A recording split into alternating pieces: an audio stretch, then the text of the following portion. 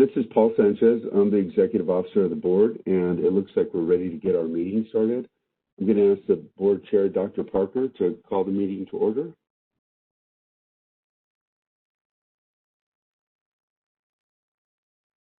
There you go. Good morning.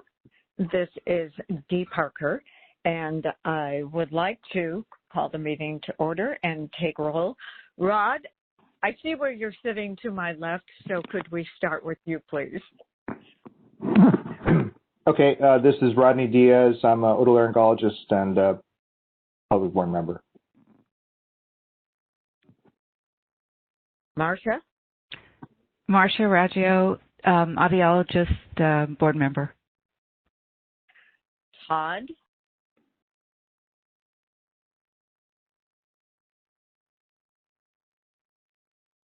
Todd Burgess?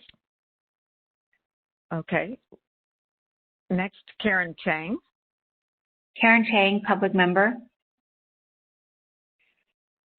Christy? Christy is not with us. Okay. Holly? Holly Kaiser. Yes, hi. Holly Kaiser, speech language pathologist, board member. Amnon?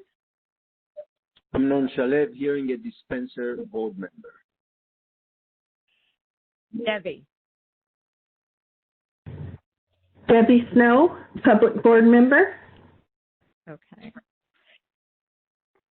Dee Parker, speech language pathologist and board chair. Has every board? I just want to first mention that I believe Todd Borges is just having mic issues. He is on the call. And this is Paul Sanchez. I'm the Executive Officer of the Board, and I'm also on the call. And I believe we have a new legal counsel with us today from the Department of Consumer Affairs, who is joining us, Joseph Chin. Joseph, do you want to introduce yourself to the board? Yeah, hi, this is Joseph Chin. I'm filling in as board counsel. I'm not sure if this is going to be a temporary or a permanent assignment, but I'm happy to be here and look forward to serving you guys. Okay. Thank you, Joseph. At this time, are there any public comments for items not on our agenda? This is the moderator, and I will go ahead and open up the question and answer panel. So if you're a member of the public and you would like to make a comment, please type, "I would like to make a comment" in the field in the lower right-hand corner of your screen and send it to all panelists. We are displaying instructions for your reference, and we'll give you a moment to access this feature. Dr. Parker, could I just add one more thing? Yes. Just going back to introductions, we also have with us our Assistant Executive Officer, Sharice Burns, and I believe we have some staff that have joined us. Heather Olivares, who's back from leave, our Legislative Regulations Coordinator. We have Tanisha Ashford, our Enforcement Coordinator, and we have Lisa Snelling, our Licensing Coordinator. We're happy to have them with us today. I think I've got everybody as far as staff goes. Thank you. Thank you and welcome.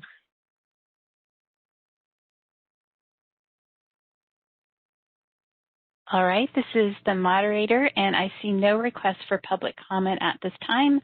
Madam Board President, would you like me to go ahead and close the question and answer panel?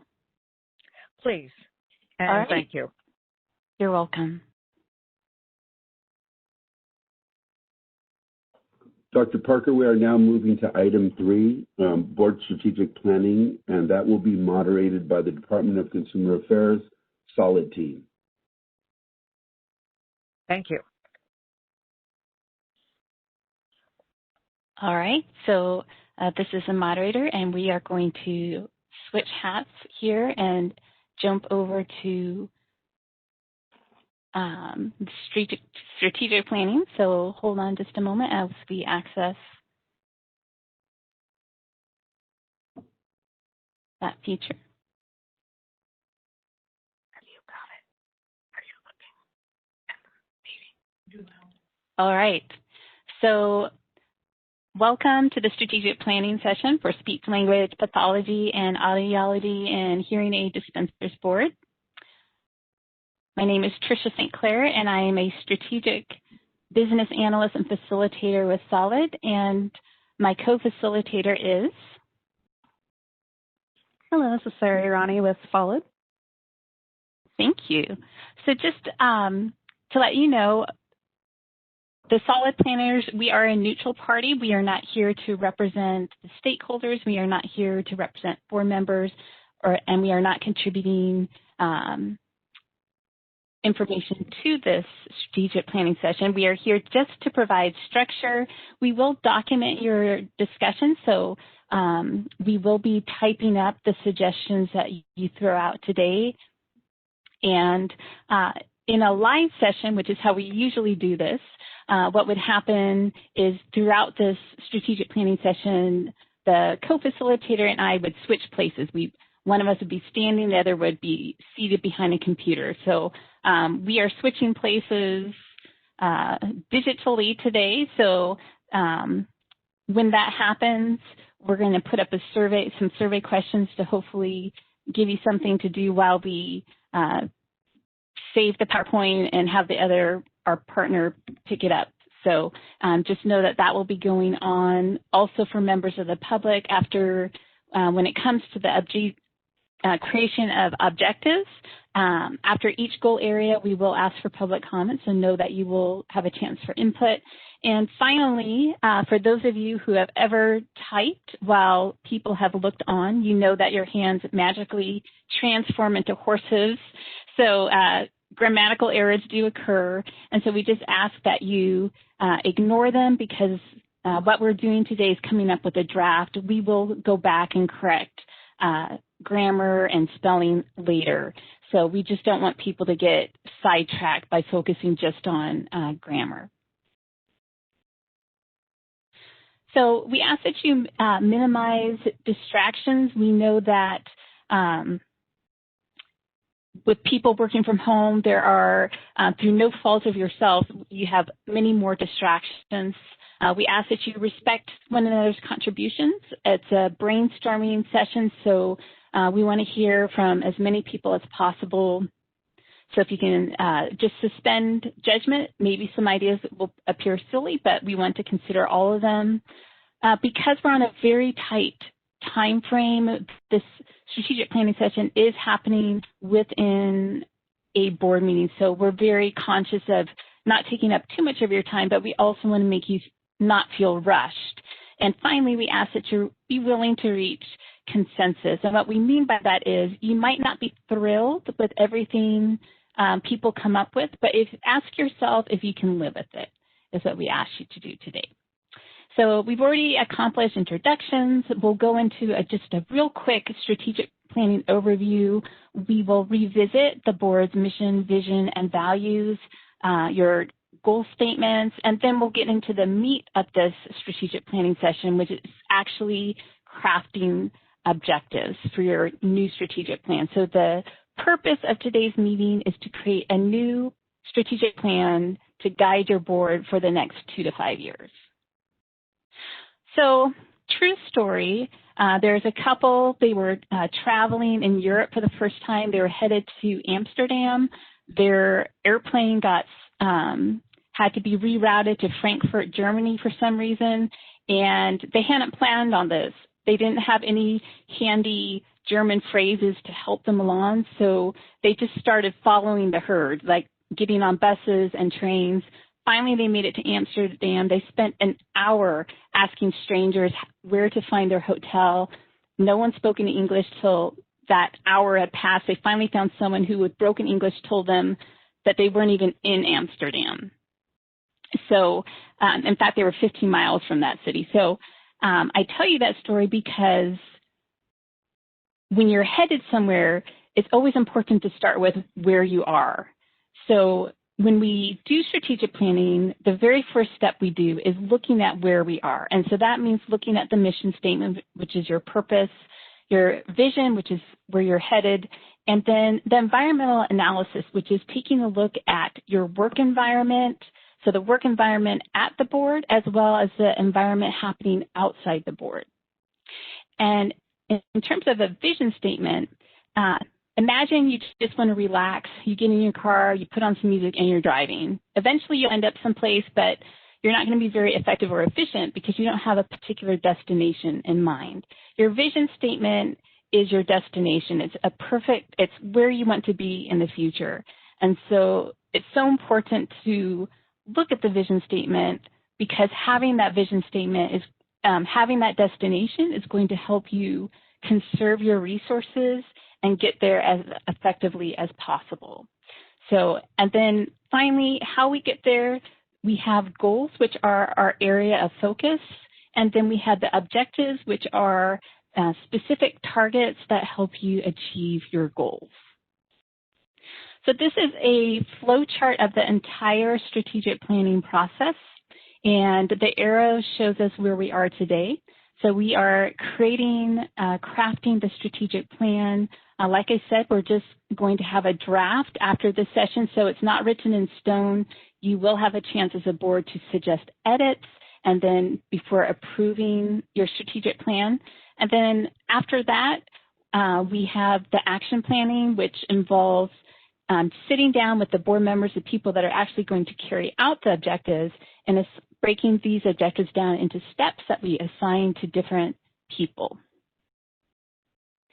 So when we do the environmental scan, what we're doing is a SWOT analysis, which is just a fancy way of looking at strengths, weaknesses, opportunities, and threats. So the strengths and weaknesses belong to the work environment inside the board.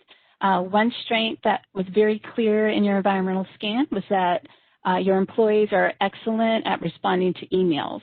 One weakness that showed up in the environmental scan was that employees don't always get back to phone calls.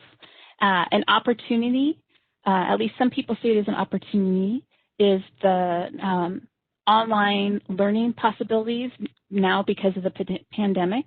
And then just an example of one threat in the outside world would be over-the-counter hearing aids. So that's just an example of how the environmental scan works. And please keep in mind that your environmental scan is what your stakeholders believe are the issues your new strategic plan needs to address. So just to look, your last environmental scan, so the one prior to this one, back in 2015, had 302 participants. Your 2020 environmental scan tripled in participation, which is amazing and wonderful. So you got a lot of feedback about what your stakeholders believe are the issues that your board should focus on as it goes forward these next 2 to 5 years. So I spoke about your mission statement as the place where you're starting from. This is what your board's purpose is, or that's what it represents. And so I'd like you to look at it now, and if you'd like to suggest any edits, and you don't have to, but if you'd like to suggest any edits, please feel free to do so. And I'm going to change my screen here so that I can write should you have suggestions. And I'm also going to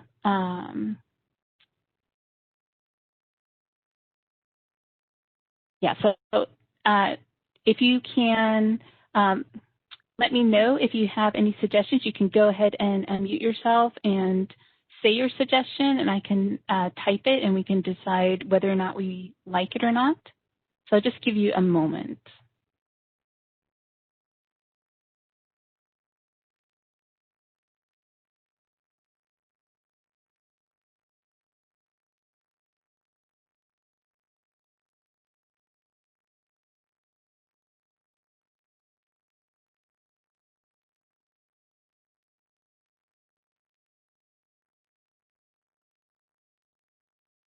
All right, so I am not hearing any suggestions to change this mission statement, which is absolutely fine. So we will go down then to look at the vision statement. And I'll give you a moment to look at this. So the vision statement is what would happen if you achieve your mission. So this is your destination.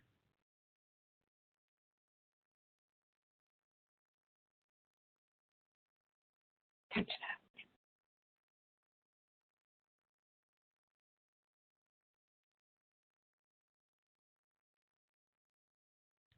All right, so does anyone want to change this vision statement, or are we all good with it?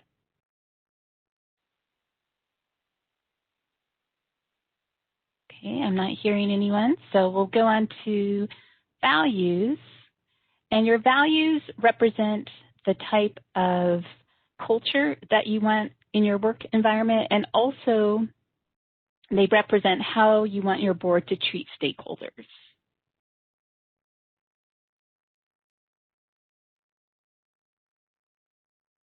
So if anyone wants to change one of these values or add one, let me know. I'll give you a moment.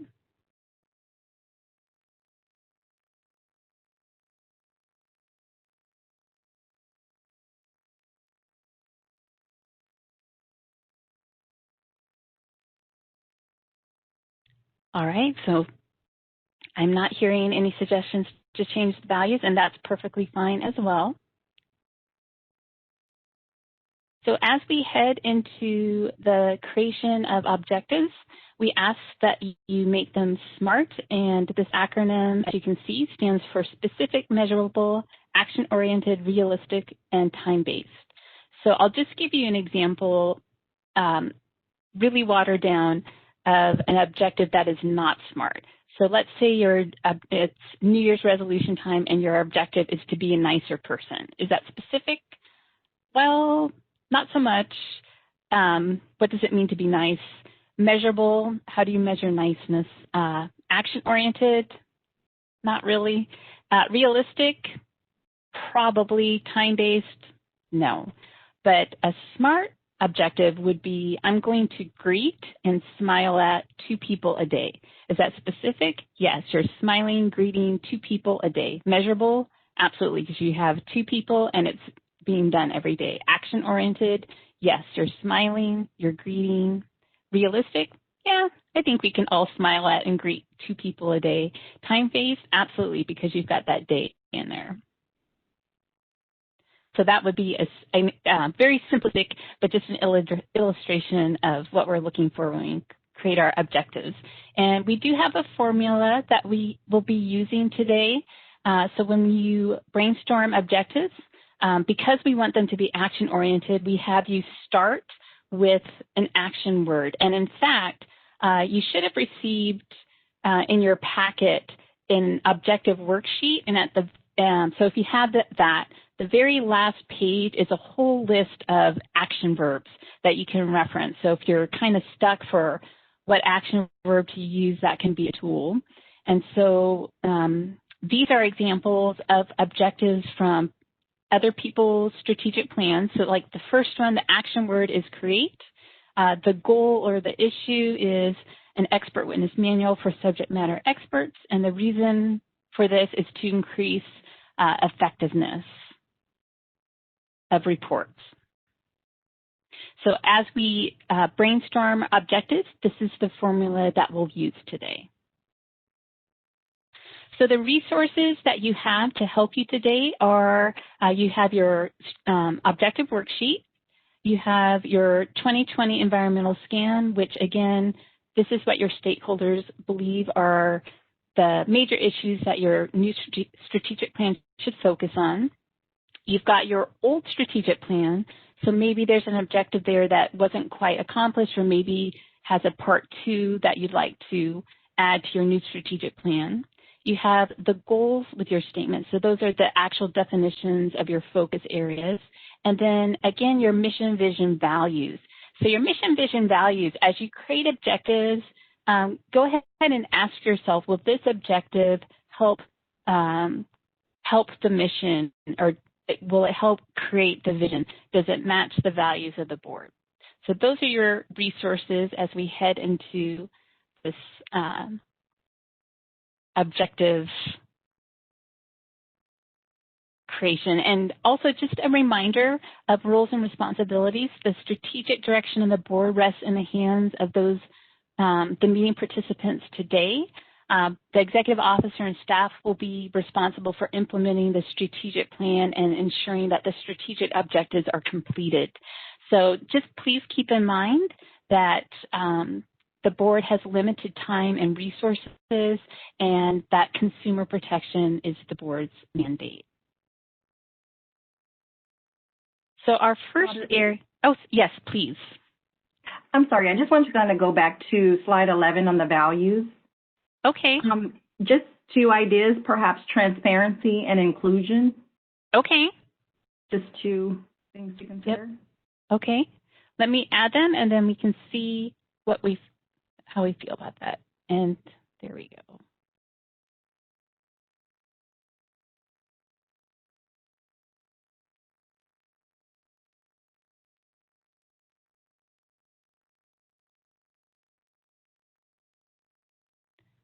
Okay.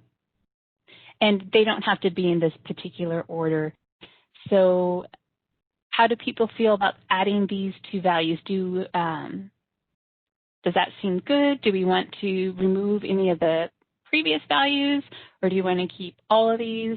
Generally, boards have between 5 and 8 values, but I mean, these are your values, so it's up to you. This is Marcia. I can see the value of putting transparency in, but I need a little more, I guess, background or information on why inclusion would be a value. Okay. Would anyone like to? I was kind of thinking more along the lines of diversity, but if you don't think that should be there, then that's understood.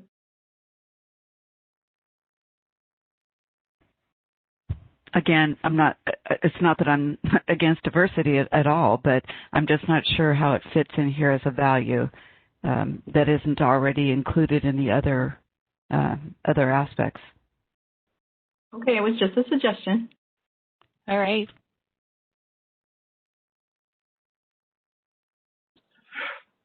This is Todd. I guess we're looking at the values for the overall, for the board's mission. I can certainly see inclusion as trying to maybe make the industry, more inclusive for other people, for everyone. Is that something that we would be actively working towards or could work towards? In which case I could see it as being included in one of the values. Okay.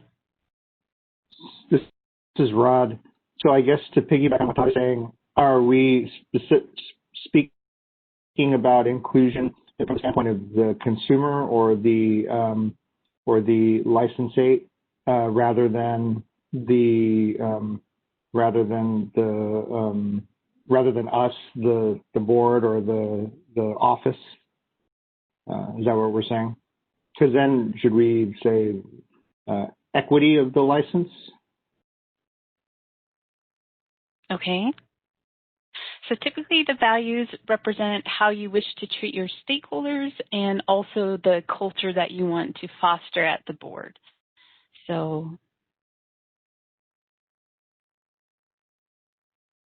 Hi, this is Holly. I like inclusion because I mean, as I'm thinking about this, I've been involved in some other conversations with our state association regarding inclusion and diversity, and I've become much more aware of the inequities of how much support people get in their process of whether it's licensing, going to college, all of these things, depending on their personal experience growing up, and that some people do require more support.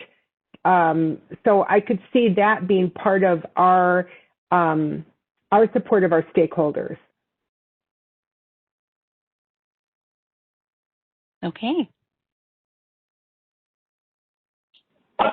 This is Todd again. I'm just not sure how we enact that. And I may be wrong, but as I see our values towards our stakeholders, it has to do with what can we do, or what are we doing to basically enact all of these values across the board, and what would we do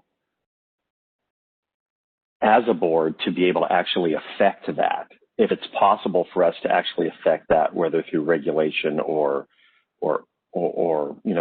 something along those lines. Then I could see it being included as one of our values. But if each one of these things is something we're supposed to be identifying with and working towards, what then are we actually able to do to work towards making it more inclusive for our stakeholders? Is that possible for us to actually, do something about, if you will?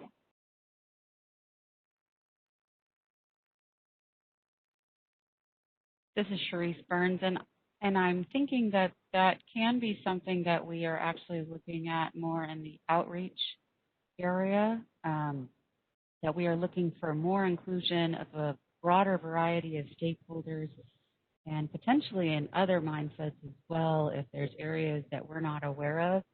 I know, coming from a different board, there have been times where policies end up affecting different groups differently, so that maybe the African American Psychological Association type thing, their CE wasn't approved for many years, and the board made a change to their laws and regs in order for that to happen. I don't know if any of the fields at our board now has that sort of issue, but there are ways to, broaden our inclusion when we're getting stakeholder input, and there's ways that we can reach out to different stakeholder groups that maybe aren't just the primary top-level professional associations as well. So would it then mean that we would have to identify, are there actual stakeholders that aren't being included, that aren't being brought in under our umbrella? Who are we ignoring, if we are in fact ignoring someone or some group of stakeholders? Or are we not? And therefore, we are, I don't know, are we already inclusive? Or if we're not, then we certainly should identify those groups that are not being brought in and do something about it. And this is Sharice again, and I would think even having the conversation and reaching out to groups to see if we are somehow inadvertently excluding people would be a good thing to do and a good part of that value. Hi, this is Paul. I think that when we look at some of the comments from the environmental scan, there seems to be, in some cases, we see where people say there really isn't much outreach. Some of the past administrations and some of the budget issues that we've had have restricted our outreach. But it's something that, not knowing what the next 4 to 5 years hold, an area that we may want to look at. I know I've talked to several groups. I recently did an interview with Kasia where we talked about, a lack of diversity in speech-language pathology, the speech-language pathology profession. I talked to school groups, the undergrad groups, and I see a lot of diversity there, but those students aren't always making it into the postgraduate programs. I know this is kind of going into the profession, but that may be an area too with outreach that we as a board can help out when it comes to addressing the issue of inclusion. So I guess to piggyback on what you're saying, Paul and Sharice, when I was involved in, again, the examples of the conversations I've heard have been that for somebody, let's say an Afro-American student, may not find as many role models, people in the faculty that they connect with in a strong way. A lot of people have expressed feeling kind of left out and having to work much harder to get to where they are. And they may need some more hand-holding, for lack of a better term, have more questions when they're going through the licensing process, things like that, because they haven't connected as strongly to the support that maybe others have in the same program. So there's a real things people have talked about recently. Mm-hmm.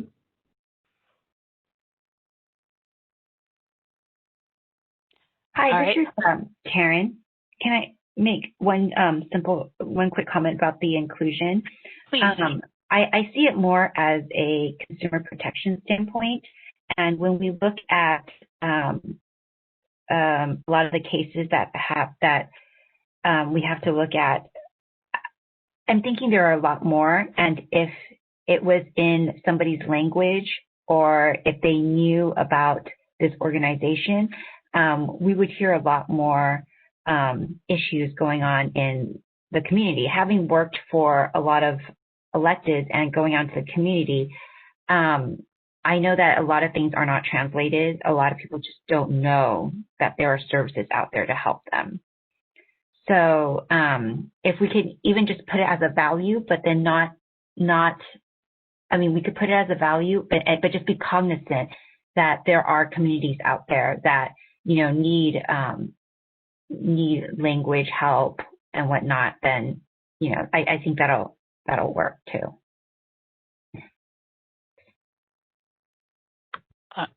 Okay, so this is the facilitator, and it sounds like the decision is to leave inclusion. And just remember that what we're doing today is creating a draft. The board will have the opportunity to suggest edits, and we'll eventually vote on this. But it looks like for now, we're going to keep these two new values. So what I'm going to do is save this file because we are getting ready to switch over here. So with my co-facilitator, I'm going to have her be doing the typing. So bear with us as we do this digital changing of places.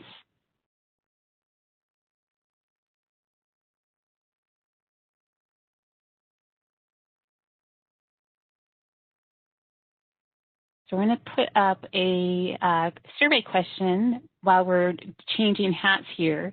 And if you want to, you can use the annotate feature, which should be on the left-hand side of your screen. It looks like a squiggle. You can actually make a mark next to your answer to this survey. And of course, participation is completely voluntary.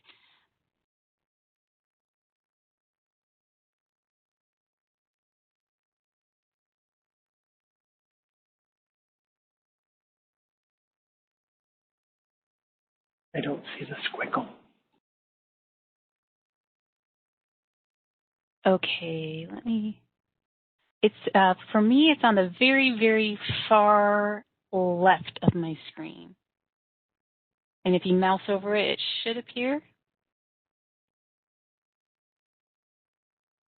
Got it.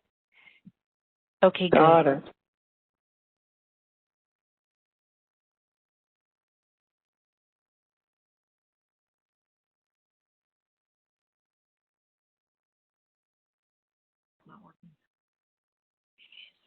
Well, I don't know if that's new.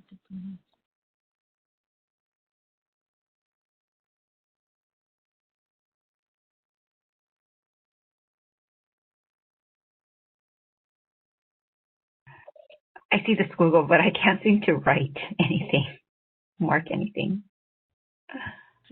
Okay. If you check off the pen, the pen tool, that one worked. Okay. All right. So as we're getting ready to put the presentation back up, it looks like the teleportation is the winner. So very nice. And so now I think we're ready to jump back into strategic planning. Okay. So our first goal area is licensing. And the board has defined licensing as the board ensures licensing standards that protect consumers while permitting reasonable access into the professions. So if you'd like to change that definition, now is the time to do so if you would like to. Otherwise, you're perfectly fine keeping it as is. So this is the time to speak if you're dying to change this in any way.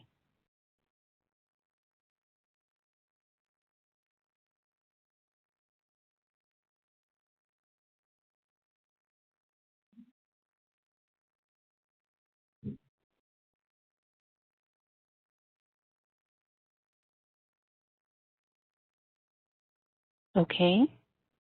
So I'm not hearing anything. So with that, we're ready to look at the summary on the environmental scan.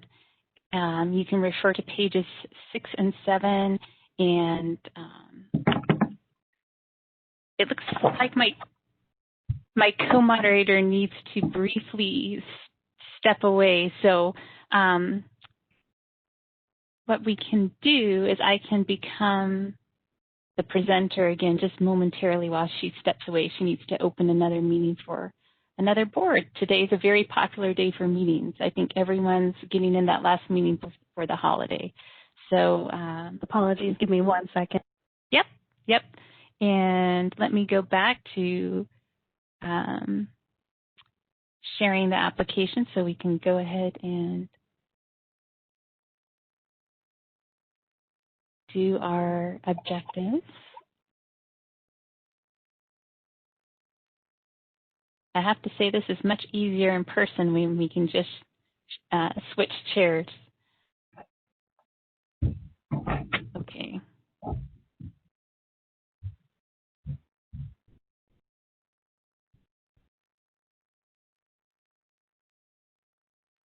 Okay.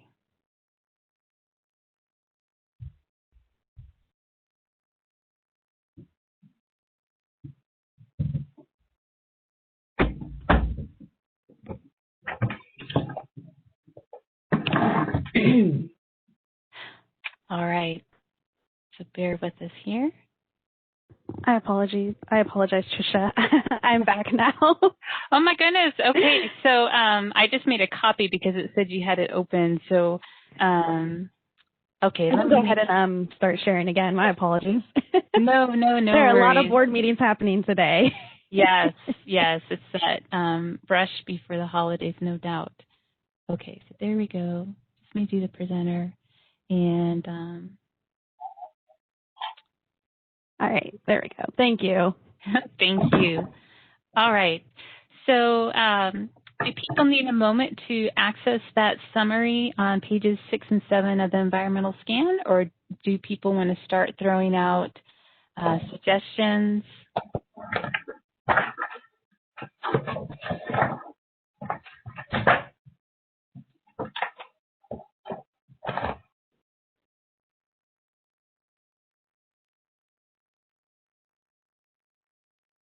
And just as a reminder, typically you want to aim for 3 to 6 objectives per goal area. So you're just looking for about 3 to 6. That's kind of the sweet spot.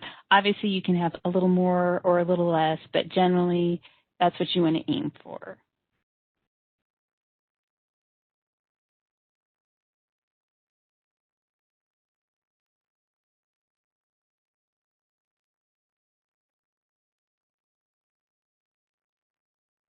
And again, I'm just giving you a couple of minutes to access that environmental scan, so just give you some time. Oh, go ahead. Would one of the actions be something, as an example, just so I get ready, like pushing licensing and payments online? Would that be like an action?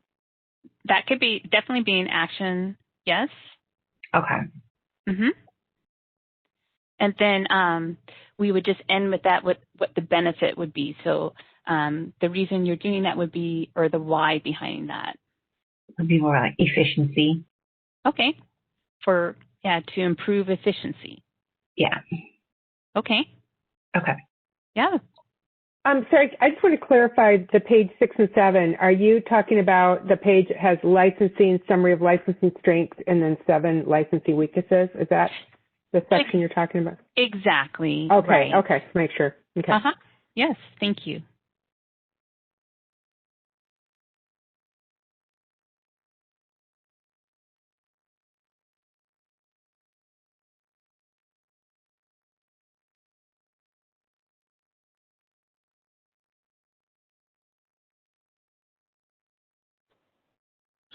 This is Todd. Looking at the weaknesses and all of them seem to revolve around the action would be to get Paul more staff. Okay.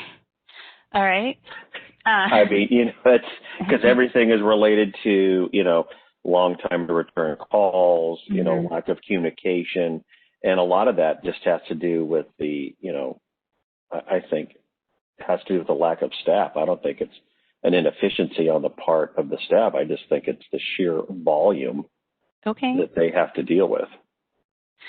So then do we need to create or write a budget change proposal so that Paul is able to hire more staff? Is that something? I don't know. Paul may not want to hire more staff. He may think there's just plenty to supervise now. This is true. Paul, feel free to weigh in. Yes, I agree with the both of you. This will be carryover from our last strategic plan, but it's something quite common in these action plans. You need to bring on more staff, and the action item would be to, seek a budget change proposal or go through the budgetary process to add staff. Okay. Hi, this is Holly. I was looking at number 2 under weaknesses about moving online, paying fees, applying and tracking continuing education credits. So something about develop a system to apply and actually what it's saying here, to account for continuing education credits, something like that, units. Okay. Yeah. And then the benefit of that would be? Well, right now they're checking them kind of manually through a random system. Okay. And I think as we become more virtual or electronic, et cetera, if there's a way that could all be implemented online, I think it could actually save a lot of trouble, a lot of work for the staff, and we'd be able to do it more consistently. Okay. This is Charisse, and I'm just curious and want to clarify. Are you more envisioning that they can upload their CE or CPD credits upon renewal so that it's already in the system? Or are you actually talking about more of some of the professional associations offer CE tracking software, which is usually kind of outside the board's purview, but... Well, I guess my familiarity with this is more like at the national level, where when you take a course, if it's already been approved as a course that meets requirements of ASHA, so then it will go right into the register when you take the course, when you get the credit, and so there's a record that you've done that. So if the courses in California they're already approved by the licensing board, is there a way that could automatically, when you get your units, that it goes into your account per se? You have a registration for that registry. I would think the disconnect there might be that at least for the hearing aid dispensing side, we do approve courses. They don't register with us. The participants don't, so we approve the course, and then the provider goes and does the course. There's not really a feedback mechanism there. And then for the speech and hearing side, we approve providers, and those providers go and provide courses. So that's the only disconnect I might see with a system to account for all these units as compared to some sort of systematic way to collect CE credits and units. So perhaps there would be a way for somebody to put them on again, they're keeping track of it, but it's more electronically instead of a certificate in their file, a paper file at home, so something like that. Yeah.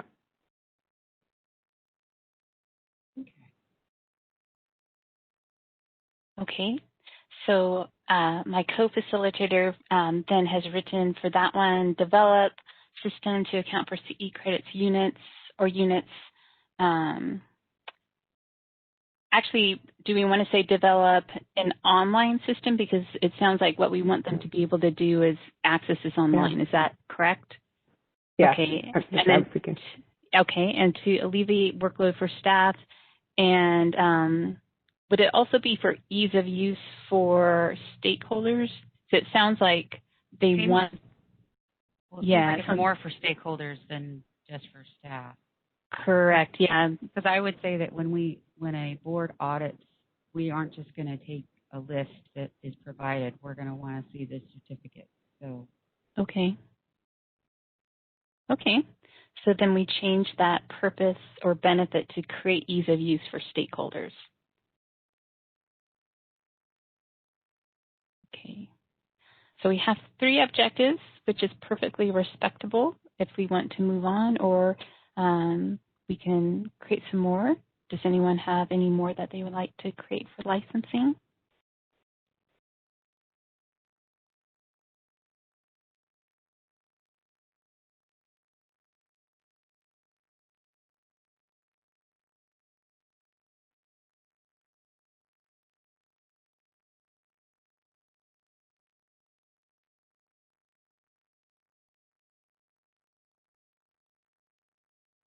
Okay, so I'm not hearing any, so I think we're ready to go on to the next one, which would our next goal area, which would be enforcement.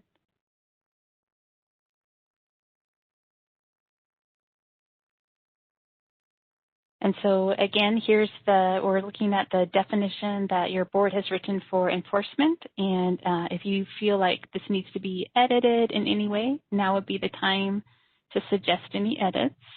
So I'll give you a moment to look at the definition of enforcement.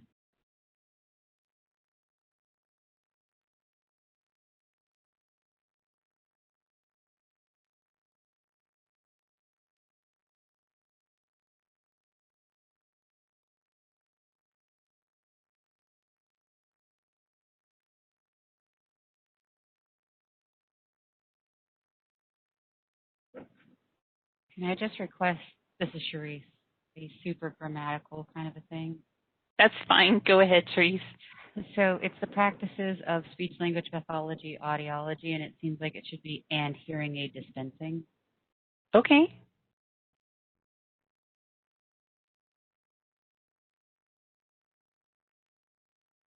This is the co-facilitator. I'm going to put the changes in red so we know what the change was. Excellent. Thank you very much. Would anyone else like to change this definition? Okay, so I think we're ready to look at the summary and environmental scan. It's on pages 9 and 10, so we'll give you just a couple minutes to look at that. And then we'll move on to creating objectives for enforcement.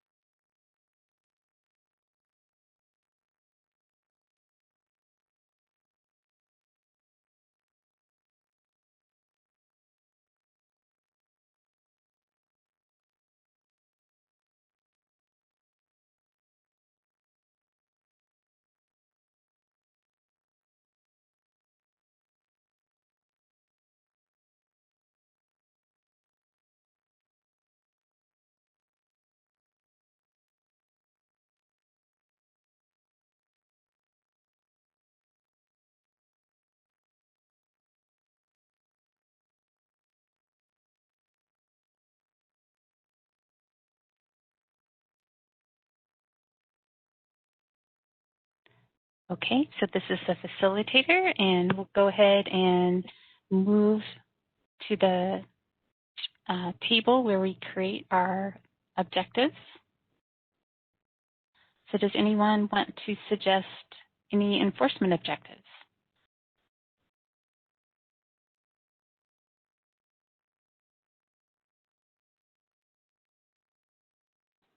This is Todd. Interesting. Looking at the weaknesses here, a few of them, to me, seem to go back to that one of the values that we just were talking about adding, which is transparency. Okay. Regarding more communication regarding updates and case resolutions. I think when people talk about seeing more support for licensees, wanting more accommodation and flexibility, I think if there was more, if it's possible to have more transparency in the process and what's happening, that might engender more trust. Okay.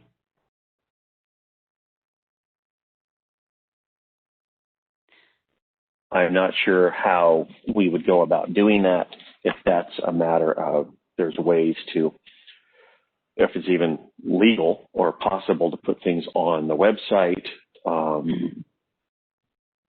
or ways to communicate with the stakeholders involved, where it is in the process. Okay. So my co-facilitator is suggesting an action word of create, and then an issue, or add stating the issue at more flexibility and transparency in the enforcement process. And then the benefit would be to engender more trust. I'm not 100% sure where flexibility falls into that. Okay. And what we mean by flexibility. Okay, so maybe just more transparency then? So create more transparency in the enforcement process? That's kind of what I'm thinking, but I mean, if someone sees where the flexibility, how that would play into that, My apologies, this is the co-facilitator. I think I heard the word flexibility and thought you wanted it in there. Oh, well, I was just thinking I'm looking at what they're saying, where they talk about, wanting more flexibility and accommodation. And I think having more transparency might show that. Can I make, this is Sharice. Okay. Can I make a suggestion, and maybe this would help with Todd's action item? Okay. Create consumer and licensee resources. I apologize. Could you repeat the action word one more time? Create consumer and licensee resources. Thank you. That detail the enforcement process. Because I think sometimes a lot of it is that we don't understand exactly the process of how it's all going. And then a secondary action item is to develop an online complaint system that is interactive for both the complainant and the licensee. It's so nice when someone can take my babble and turn it into actual, No, we're just going in the same train path, Todd, you and I. All right. So going back to that first one you said, Cherise, so the benefit of creating that consumer and licensee resource that details the enforcement process. So increase transparency and engender more trust in the system. Okay, to increase transparency and engender more trust in the system.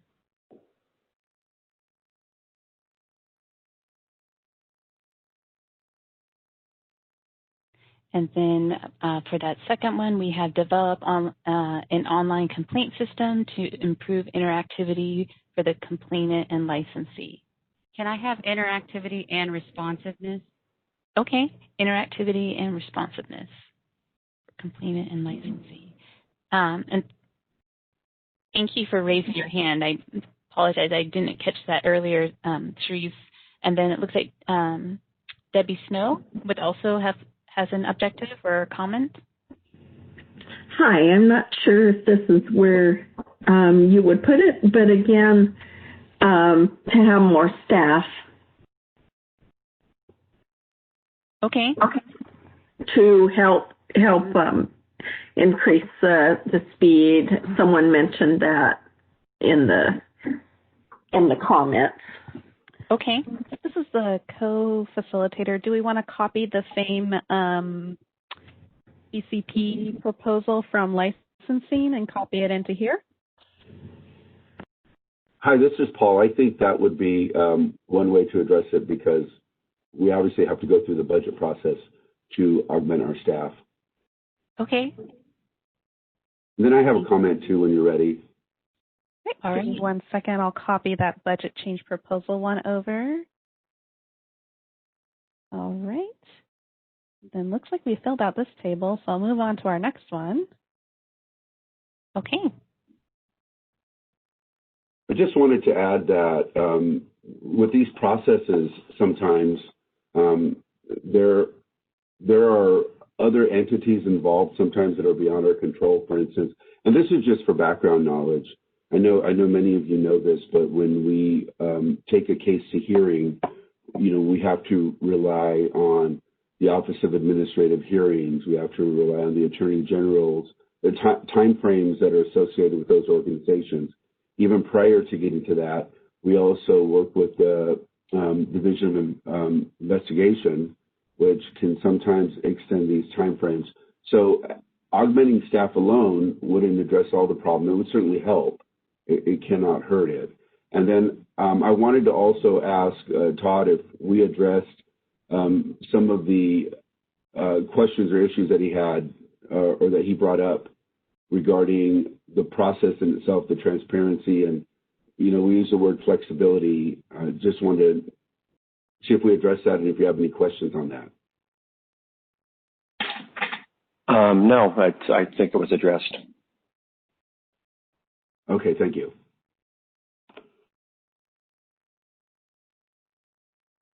All right. This is the facilitator. Thank you. And then do we have any other objectives we'd like for enforcement? Cherise, your hand's up?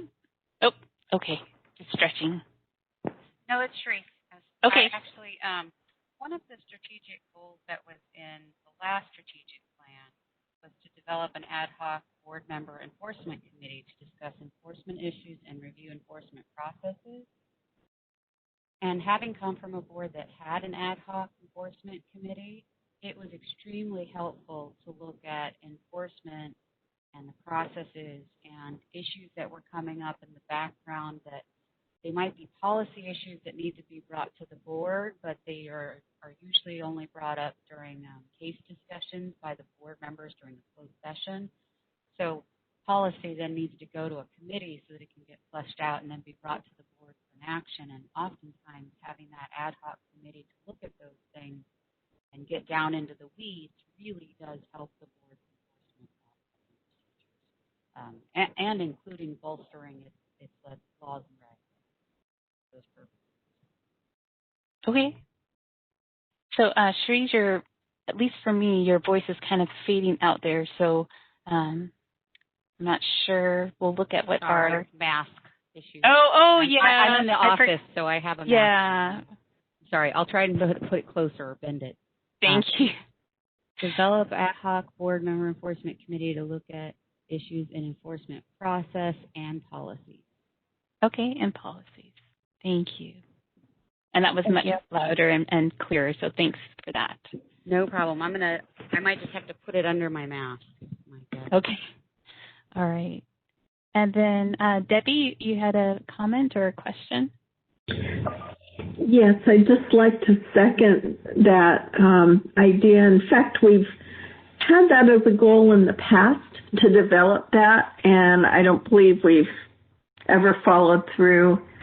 And I have seen a lot of boards with that committee, and I think it is helpful. Okay, wonderful. Thank you. Anyone else with a comment or another objective to add? Okay.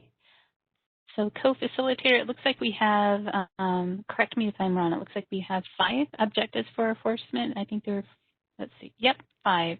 Okay, which is a good number. So I said at the beginning that after each goal area, the creation of objectives, we take public comment. So I apologize. I got so excited. I moved quickly to enforcement without taking public comment. So we'd like to open it up for public comment now. And so if the public has any comments on the objectives for licensing or enforcement, we invite you to use the Q&A panel to write that you have. Actually, let's see how we do this. Forgive me because my screen's very different when we share the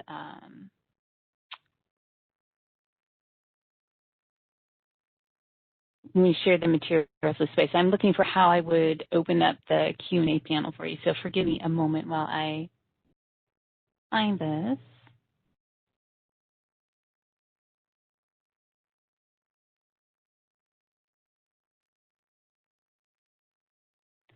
All right.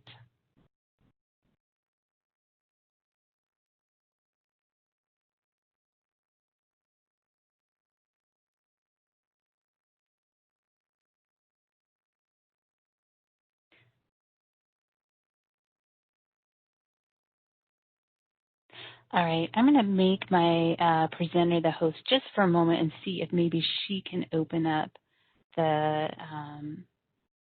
Q&A panel. Let's see if that works. Thank you. Let's see.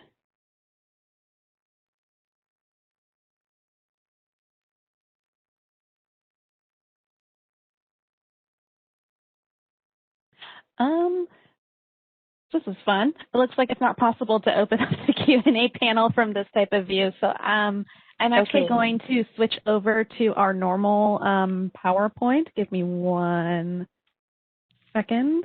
Okay. Our board meeting PowerPoint. Okay. And then,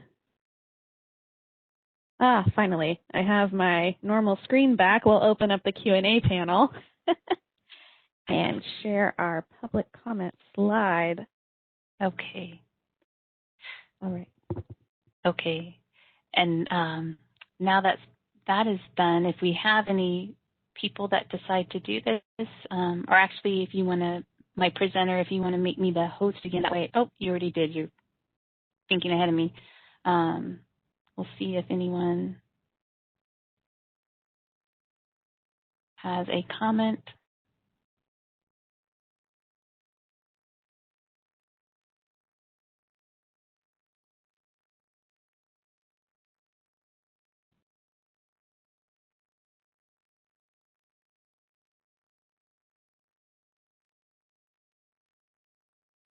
All right.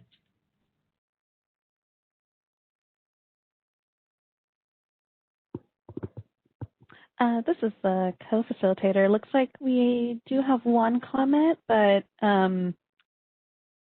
it's more just a comment. I don't know if they actually want to speak or not. Okay. I am clicking the Q&A. Okay, so it looks like we have an individual named Shelley Bader. Forgive me if I mispronounced her name, and she's just expressing appreciation for the direction and goals that we've already created, or that you have already created. So we'll give it another moment if anyone else would like to make a comment.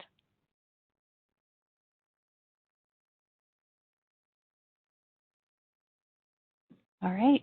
I am seeing no further requests for public comments. I think we're good to close the Q&A panel.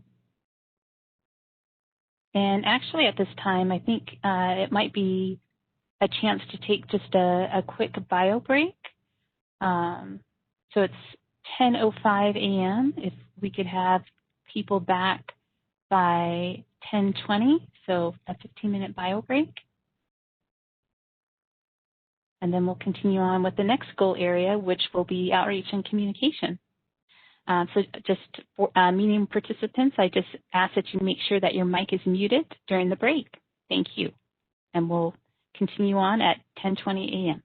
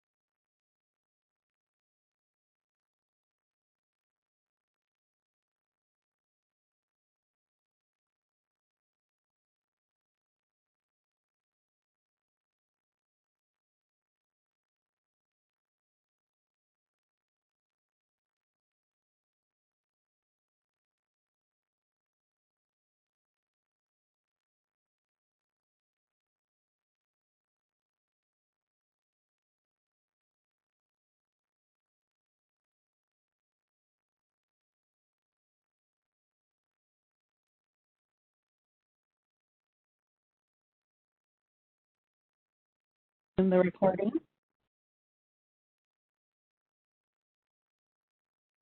All right, and so we're going to move on to outreach and communications.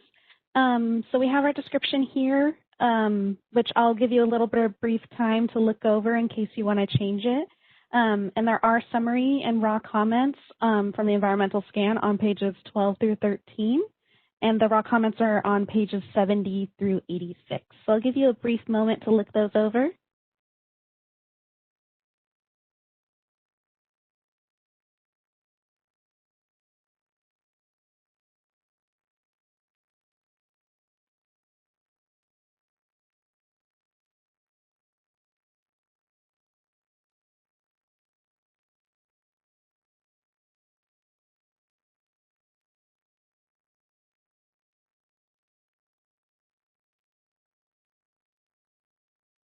All right, this is the co-facilitator again. It sounds like there are no requests to change this goal area description. So we'll move on to creating the objectives for this one. I'll pause a moment to allow anyone to unmute their microphone if they'd like to speak or raise their hand.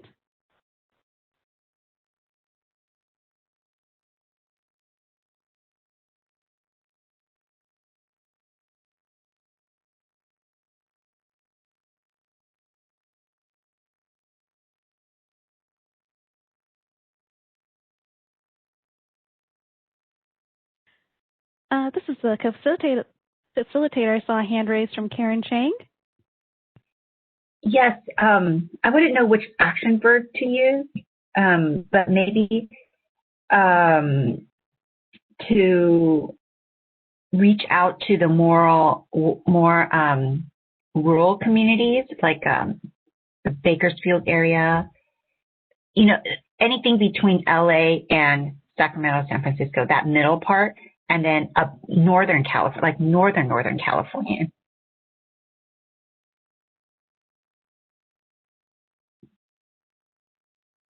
All right, and then what would our benefit be? Well, I'm thinking the benefit would be, as a consumer protection organization, there are consumers out there, especially older consumers out there, that would need more information and would need more help. Okay. So we have increase reach to more rural areas for improved consumer protection. And then can you put like especially for the older population? All right, looks like my facilitator is going to be adding it to our issue. Okay.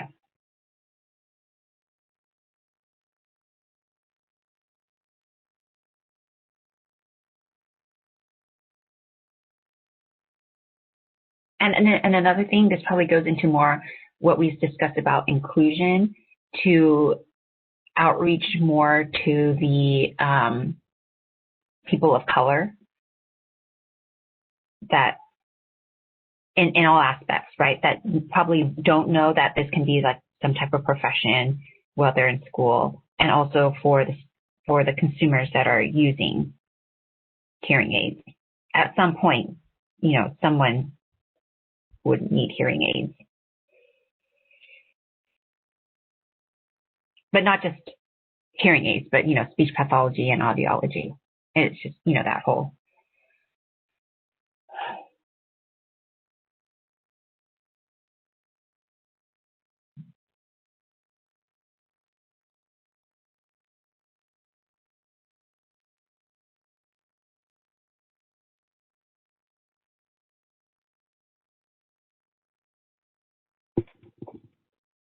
All right.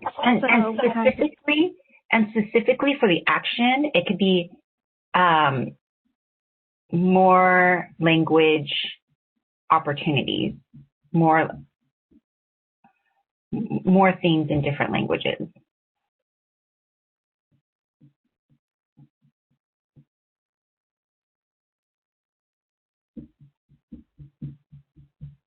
So instead of increase, we'll be changing our action verb to improve, and then the issue would be improve language,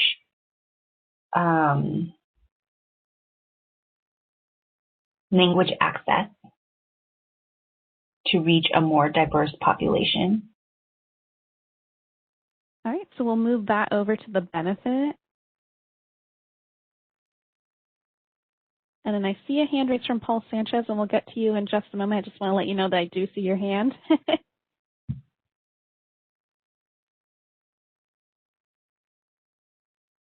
Improve language access to reach a more diverse population?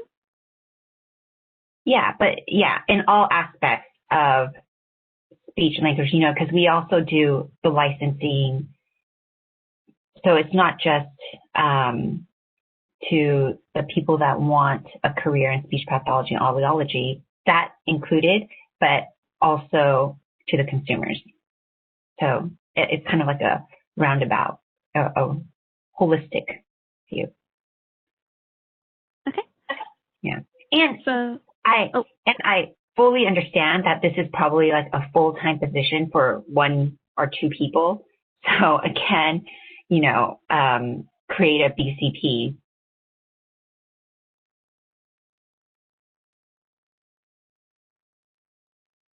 For something like this, because it'll take resources to reach the rural areas. A lot of them probably don't have internet.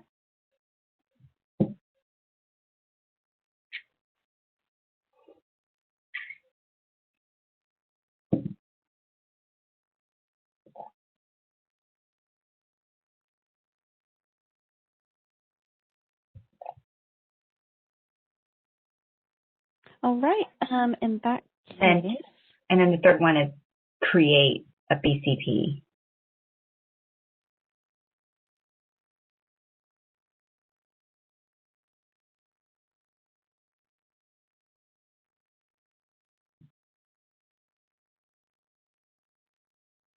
I believe that's on the first slide for enforcement or licensing, either one. Okay.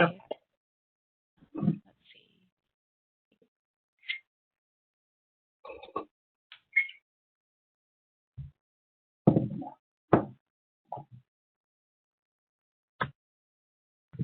Okay, then I'm done. All right. So I see it. So I saw that Paul had his hand up first, so we'll go over to Paul next. Did you have any input?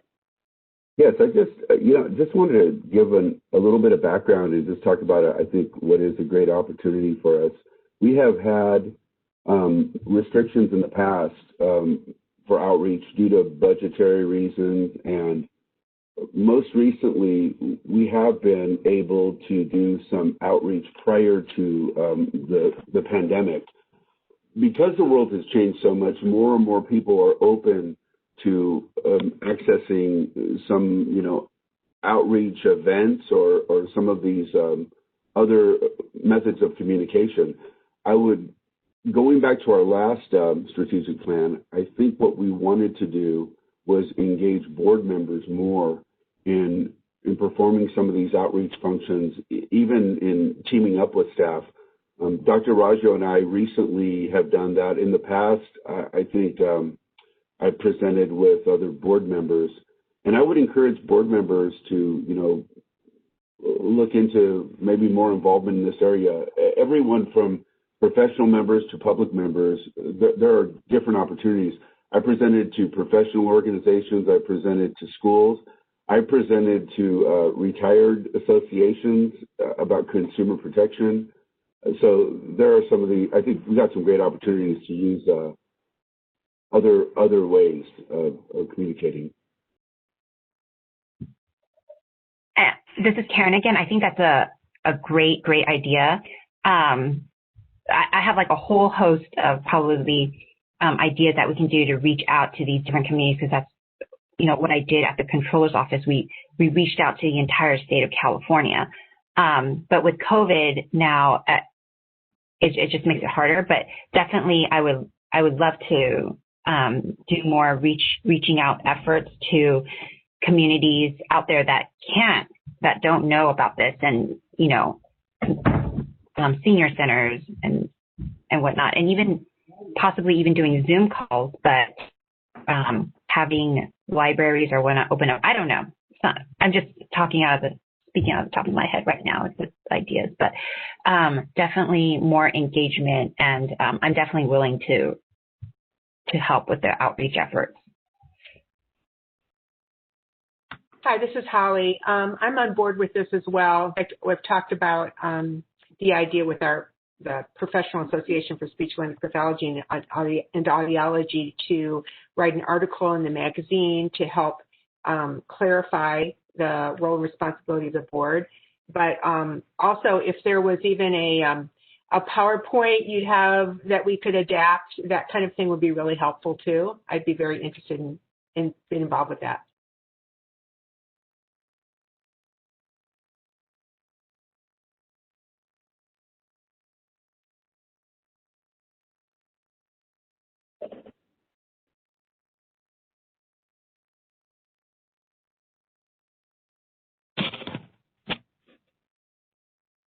All right. So does this objective that we just created, the engage board members more with reaching out to stakeholders to take advantage of the many opportunities out there and educate more consumers, sound okay?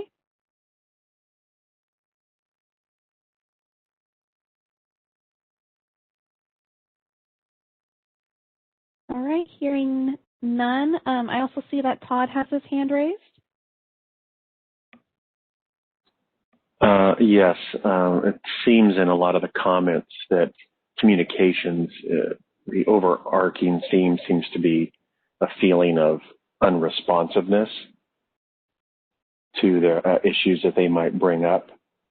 So I think if we would look to increase the response time, if possible, in getting back to the various stakeholders and addressing whatever issues they may have, whether it's via email or phone communication.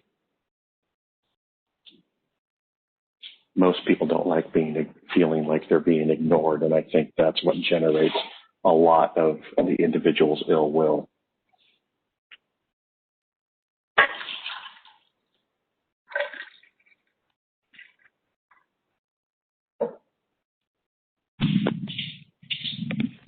All right. So it looks like we have increased response time in getting back to stakeholders to quickly address any issues they have. Does that sound about right? Yes, I think it would be. This is Paul. I think it would decrease the response time. Decrease in the. There you go. Thank you. Right. Let's not make it longer.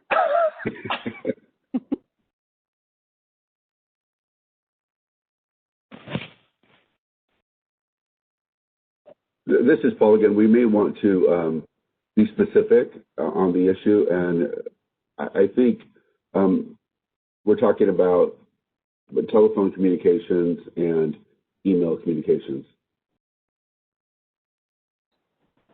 Agreed.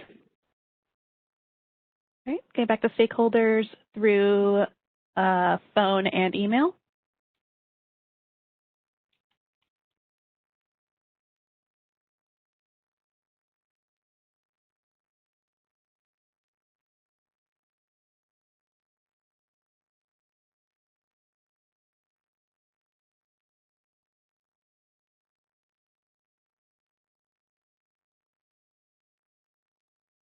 All right. Do we have any other objectives we would like to add for outreach and communications?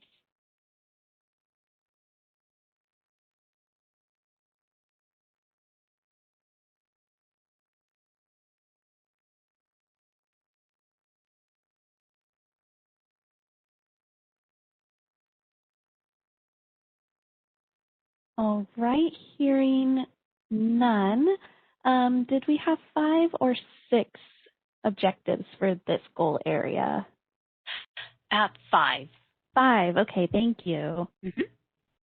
All right, in that case, we'll be moving on to, oh, I apologize. We're actually going to move to public comment for this section first. Not forgetting this time. So we're going to save this PowerPoint and then quickly switch over to our board meeting PowerPoint to pull up public comment.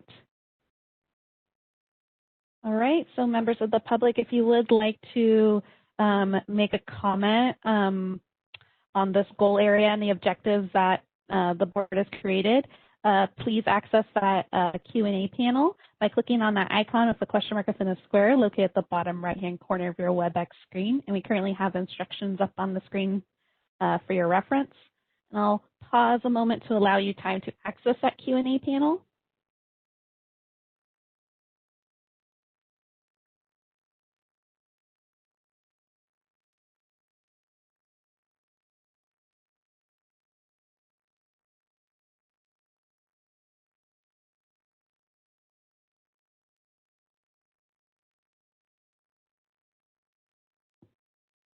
All right, this is the co-facilitator. It looks like there are no requests for public comment at this time. So we'll go ahead and switch back to our strategic plan PowerPoint.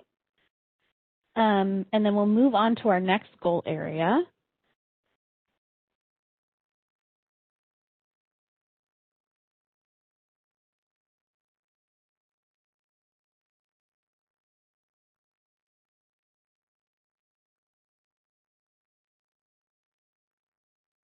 Which is laws and regulations. So we have our description for this goal area here, and the summary for the environmental scan is on pages 14 through 16, and all the raw comments are going to be on pages 86 through 101. I'll pause a moment to allow you time to look over the description for the goal area if you want to make any changes at all. And if not, then we'll move on to the objectives. So I'll pause just a moment for now.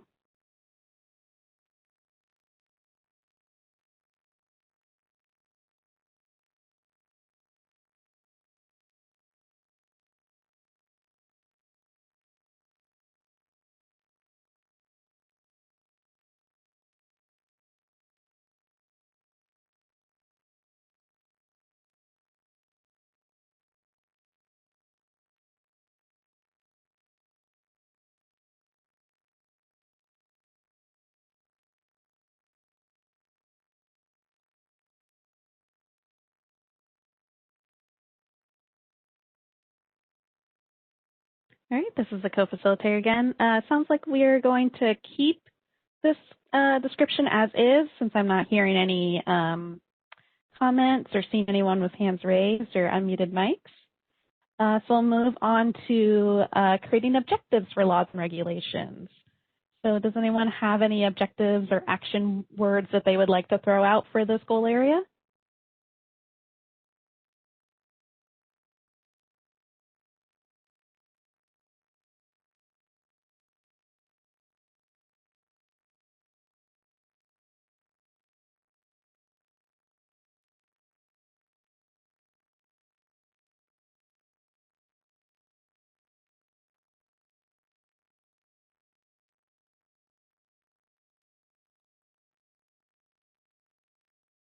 And just as a reminder, if you do need to add something, to please unmute your microphone. Oh, and I see a hand from Marcia. I just wanted to ask, in the past, many of the professional organizations asked for email lists from the board, and we were never able to collect that data. I was just wondering if somebody, either Paul or the staff, could speak to any efforts ongoing or plan to start collecting email addresses, and if not, why? What's the problem with that now? This is Paul. This is something that Sharice Burns and I have talked about recently, and something that has been brought up in the past by our board members. I know Amnon has brought this up in the past, and we were told that we didn't have authority to collect them. But Sharice and I have been talking about some solutions to that, and I'm going to maybe ask Sharice to plan on that. And so, again, referencing my past experience at the Board of Psychology, not this current sunset, but the sunset prior, it was part of their sunset review that they sought the authority to require licensees, if they have an email, to provide it to the board in order to better communicate with them. and that ensured that email communications were also done as well as mail, number one, for anything related to licensing or enforcement. But it also helped to keep the listservs that are created of licensees, which we created here when the COVID-19 pandemic started.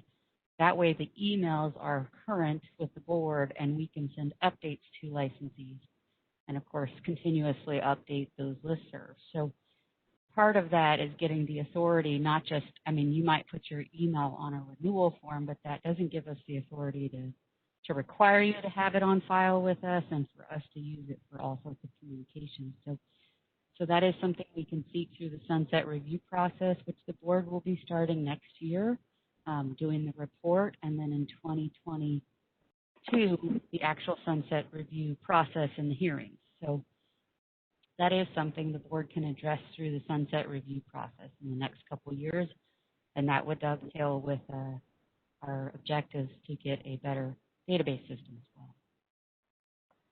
This is Paul again. So while we are collecting email addresses, we hope to be able to require them in the future. Thank you, Sharice. So can we list that as an action item under this section?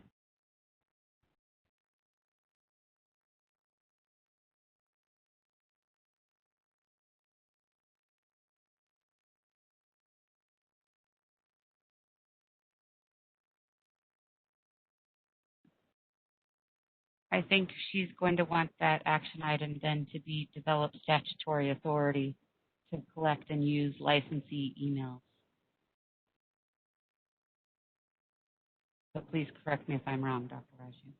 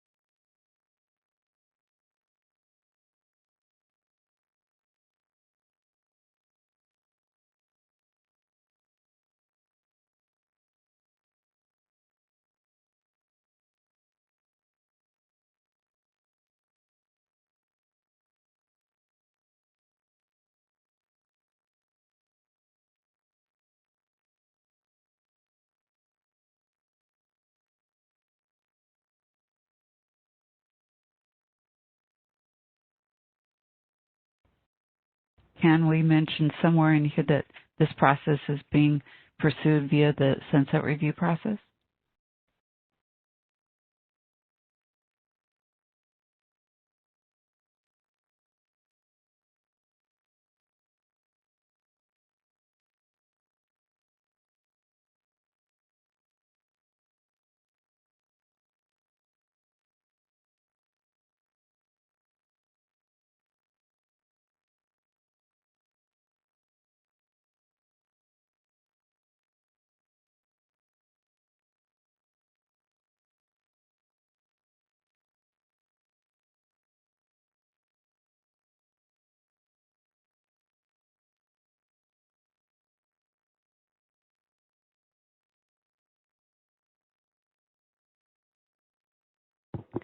All right. Do we have any other objectives that we would like to create for laws and regulations?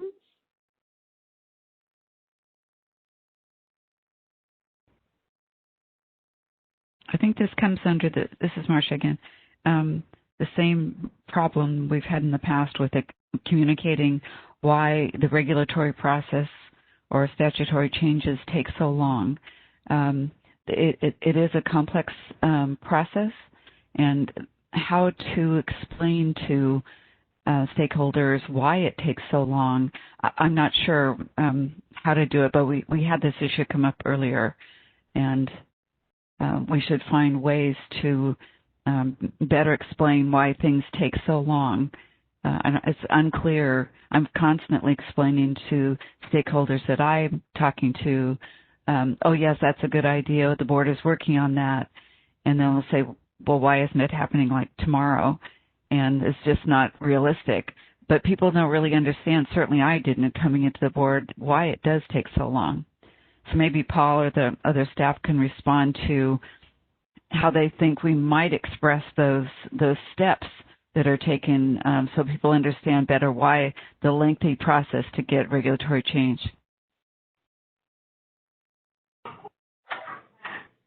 Hi, this is Joseph Chin, Board Counsel. We have Karen Halbo from Legal Affairs present as well, and she is the designated Board Regulation Counsel.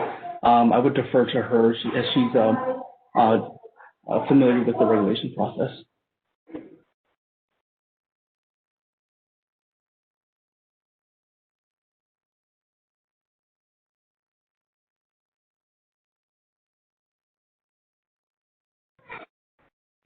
Hi, this is Joe again. Let me email her and try to reach her. This is Paul. Dr. Rosso, are you asking us to maybe put something educational out that explains the regulatory process, something other than the visual map that people usually see that makes them dizzy, I assume?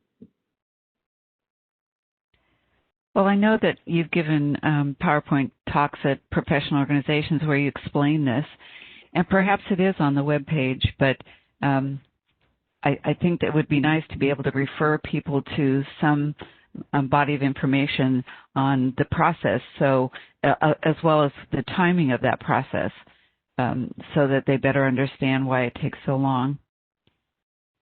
Okay, and again, this is Paul. I think that part of our problem has been that we haven't been staffed. When I first came to the board, we didn't have a staff person who was really designated to handle legislation and regulations, and it takes years to get a budget change proposal. We're just at the point of hiring for a BCP that was approved more recently that gave us our very first permanent full-time legislative staff person. And we've used temporary help funds in the past, more recent past, to handle this. So I see Sharice has comments too. I would also suggest that I've done presentations to educate the board at public meetings, and then also had materials placed online that can educate both our consumers, our licensees, and of course, anytime any one of us needs a refresher of the long process that DCA requires. There's a lot of steps in this process on top of getting through the Office of Administrative Law. So creating those kind of educational materials and then placing them on our website, on our laws and regulations page, could also be one of the areas, so that even as we staff up in this position that Paul is talking about, that we were very lucky to get at this point, that can help. So understanding why, it's not quick and easy, and the board just can't snap its fingers and change its laws and regulations is pretty important. And some of those materials are somewhat easier to create and post on the website if that's what the board would like to see. Hi, this is Karen. I'm assuming that other boards also have the same issue because they go through the same regulatory process. Shouldn't the state have something of like a consumer or public explanation about how the regulatory process, how it goes or how it's done? So we can just use that instead of spending staff time to create something new. This is Sharice, and I would say that the Office of Administrative Law does have that for their part of the process, so the Official Administrative Procedures Act process. The requirements for the department of approval along the way, from the point of the board developing it, the board approving proposed language at the board meeting, and then all of the approvals at department, agency, and working with the Department of Finance, all before you get to posting or noticing a regulatory package. is a little different, but it's not something I haven't done for another board, so it isn't Okay. ingenuous to develop. But again, the small explanation from the Office of Administrative Law is widely available, but that also is only one part of the package, and it's usually sometimes the shorter part of the package. So. This is Paul. I would also say that we would probably have to look at just our own audience. I found throughout the years that when I use some of the resources that are available to the entire state, again, there are these process maps that are very involved, and most people change the channel once you start talking about regulations, so we have to really try to make it interesting and try to make it high level, just so that people really understand the issue that applies to them. Why does this take so long? It's not just as simple as the board members coming together and approving language. They need to understand the rest of the process that we have to go through. So I think in some cases we'll probably be able to use what Sharice has developed with the Board of Psychology and other materials that we might have. This is Heather Olivares, Legislation and Regulation Analyst for the board. And one thing I have started doing since coming on board, because we were having a lot of issues with people thinking that something the board discussed at a board meeting was suddenly the new law that was in place, is whenever the board does discuss regulations at a board meeting and approves them, I always put a little clause into the minutes that lays out that this isn't the rule now. It still has to go through the formal regulatory process. And I give a little blurb about, what that process is like, and that it is time consuming, so that as the public is reviewing our minutes, they don't just see a regulation change that was discussed and automatically start applying it. It's just like a little reminder that is there, that it still needs to go through the formal process.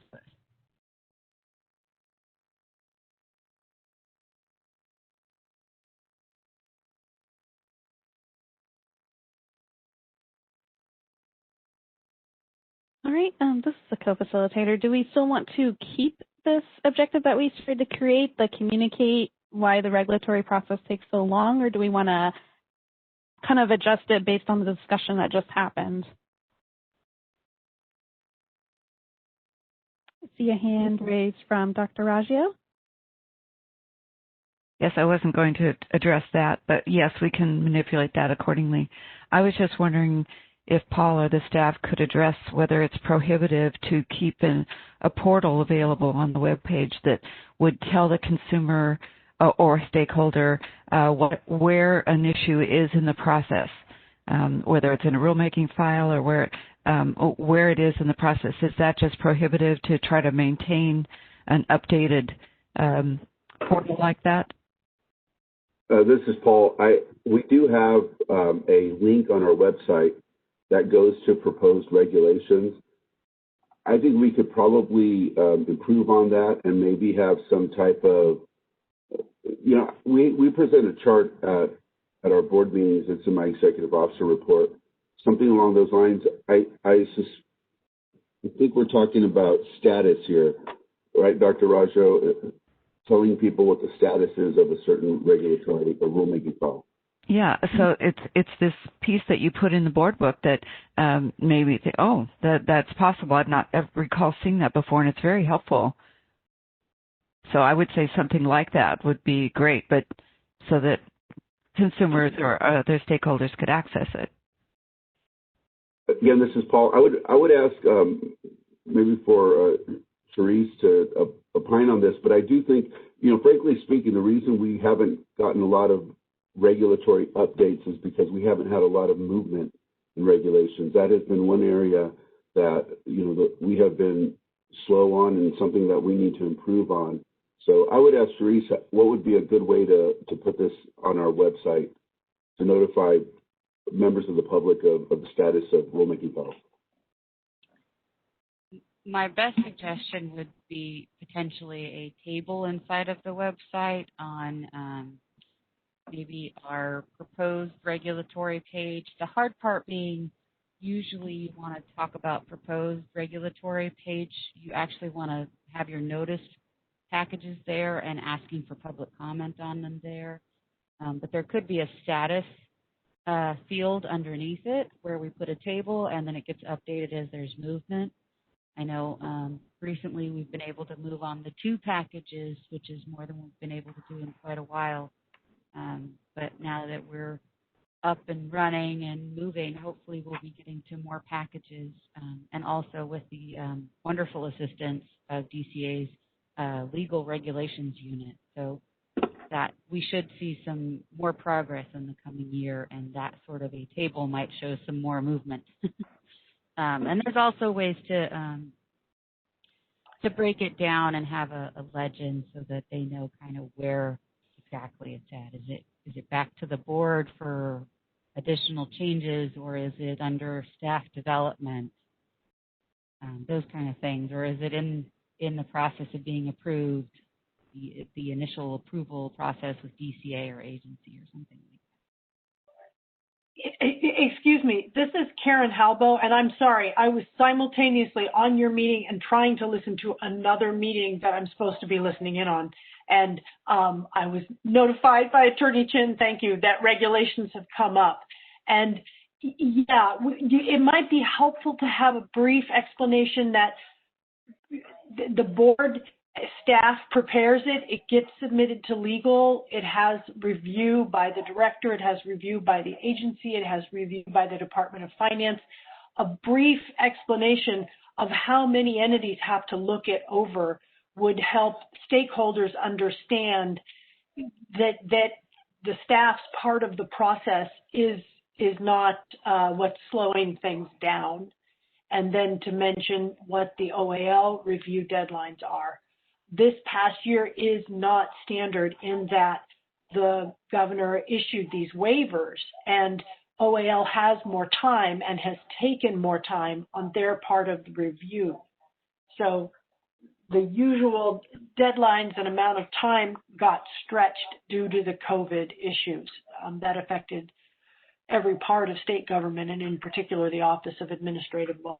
But I'm sorry that I wasn't doing a good job of monitoring this meeting because I went and kind of paid attention to the other one. So thank you for your kind words, Sharice, and I'd be happy to help staff prepare things to put more transparency for the stakeholders to understand what that process is.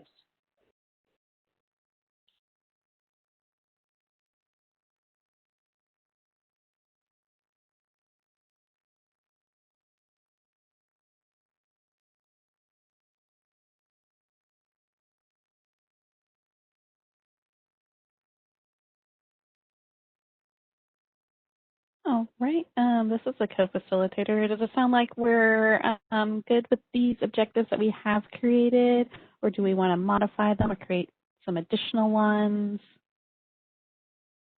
This is Marcia. I was just wondering if the second and third one couldn't be combined into one activity.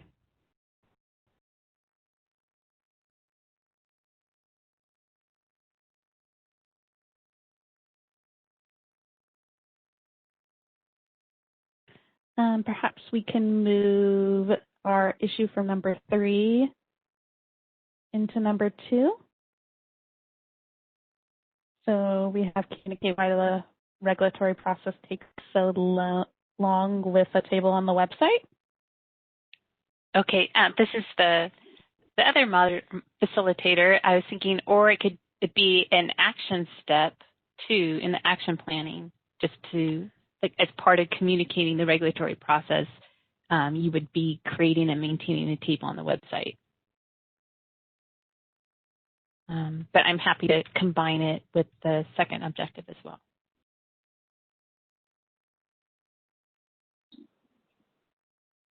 This is Todd. I'm sorry. Go ahead, Todd. Well, honestly, as I look at them, to me, they look like two separate things. The second, the communicate, that's education. The third one has to do with, maintaining information about what is current. Yes, what I was thinking is that creating the table in the portal is a way to communicate what the process is. I think the table should contain a descriptor of the process and then updated information on particular regulatory issues so that they would be one and the same thing. But it doesn't matter how you want to do it. That's just how I thought about it.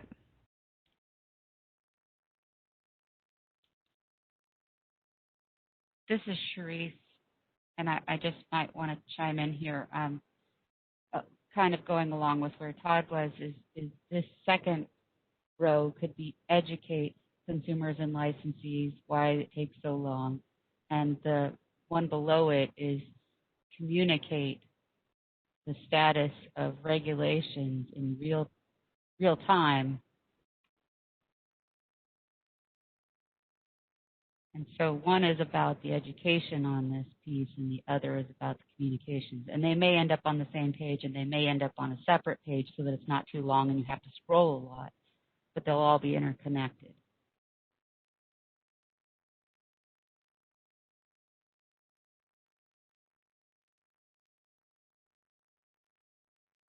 So I think that next one is communicate to stakeholders.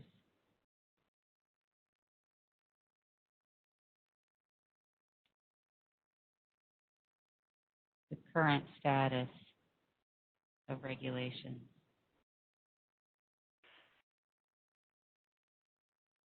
And that increases transparency.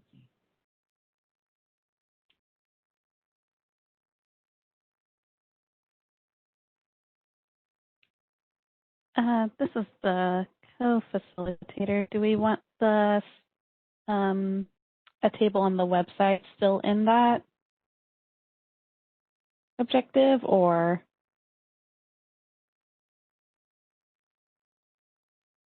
Totally fine with that. I wouldn't always be that specific, but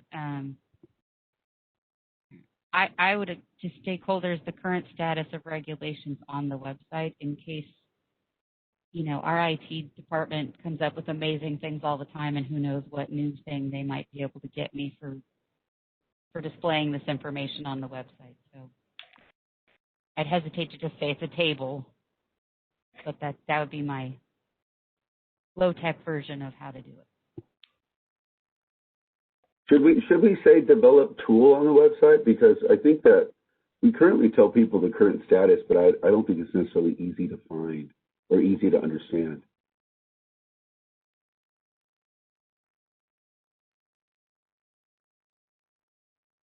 If you want to go that route, then I might say develop and post. Because the tool we use right now is updates to the board, but that's not where stakeholders might think to go look, is the board meeting.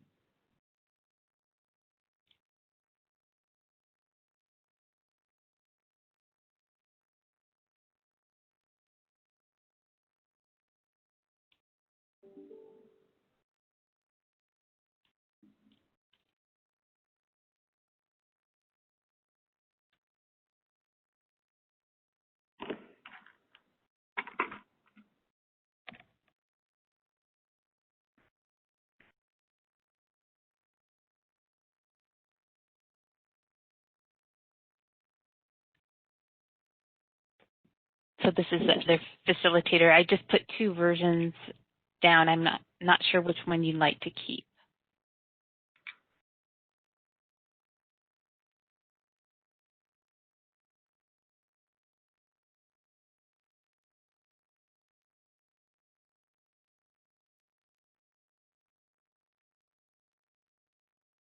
This is Paul. I think I like the first one better. I see a hand raised from Holly. Oh, hi. I was going to put it back down, but actually, I guess what I'm envisioning, I just make sure I'm kind of on the same wavelength, is like when you are tracking a package from UPS, you have a tracking number and you can just go in and see, you know, has it been shipped? Is that the kind of thing we're talking about here that we might have back up to?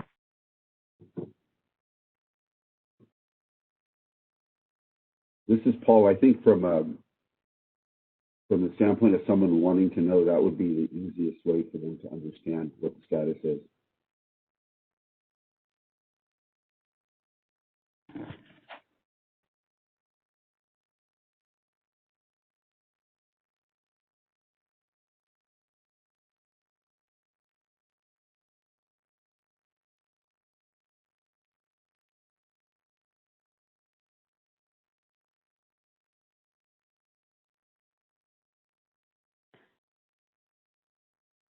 All right, then.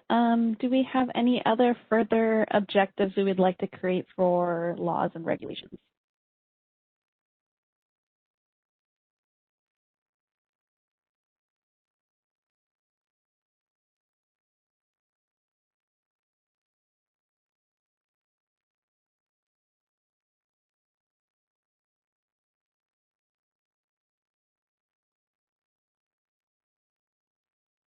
All right, seeing no hands raised or mics unmuted, at this point, we'll go over to public comment for these objectives that you've created. Looks like we have 3.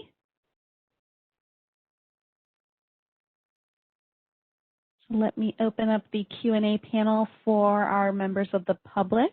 Members of the public, the Q&A panel is now open, and you can access that by clicking that Q&A icon at the bottom right-hand corner of your WebEx screen. And please type, "I would like to make a comment," and click Send to all panelists if you would like to make a comment on these objectives that the board has created for laws and regulations.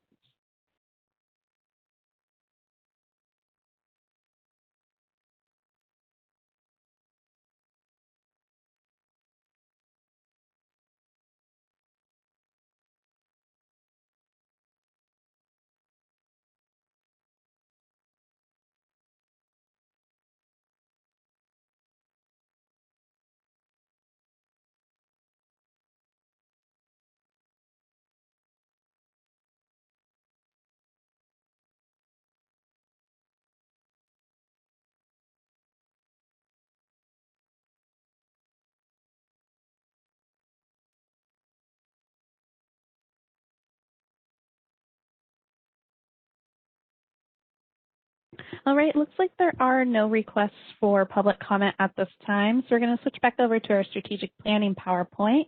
And it looks like we're also going to revisit the laws and regulations goal area just to kind of go over some of the specific initiatives instead. So give us 1 second while we transition over to that.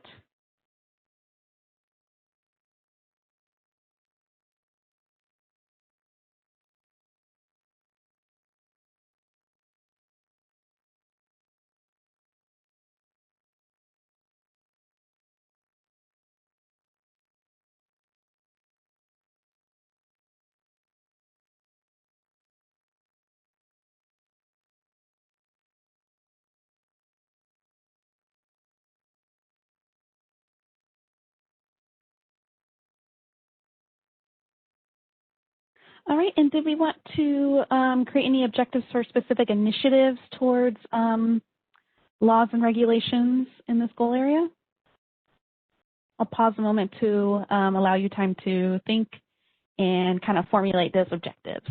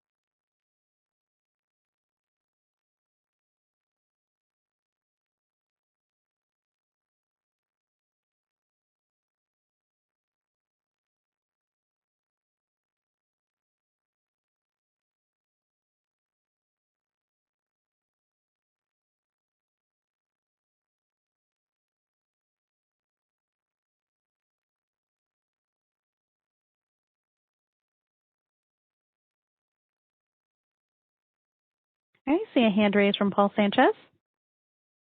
Yes, hi. This is Paul. I just want to make sure that all the board members understand what we're doing right now. When we were talking about laws and regulations in the past half hour or so, we've been discussing the process itself, the process of regulations, because that's been so much of our focus, and we discussed that. But in the past strategic planning session, we actually covered some initiatives that we wanted to prioritize, whether making changes in laws or other efforts with the legislature or efforts in regulation. So I just want to make sure that everyone understands that's what we're trying to do, or that's what we want to give everyone the opportunity to address.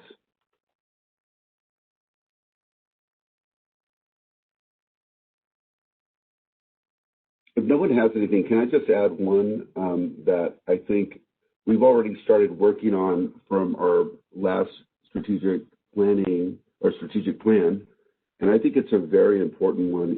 In every one of the professions that we regulate, there's either trainees, aides, or assistants. And one thing that the board set out to do, which I think is a very worthy cause, is to actually define levels of supervision, to actually look at the regulatory structure or the statutory structure behind each of these registration or license types to ensure consumer protection. We started working on hearing aid dispenser trainees. I think we want to also work on aides and assistants. When we look at unlicensed activity, or when we hear about unlicensed activity, this is sometimes it's just people practicing without a license, but sometimes it's people working in as an assistant, an aide, or a trainee who are not wanting to wait their turn and just trying to practice as a fully licensed professional.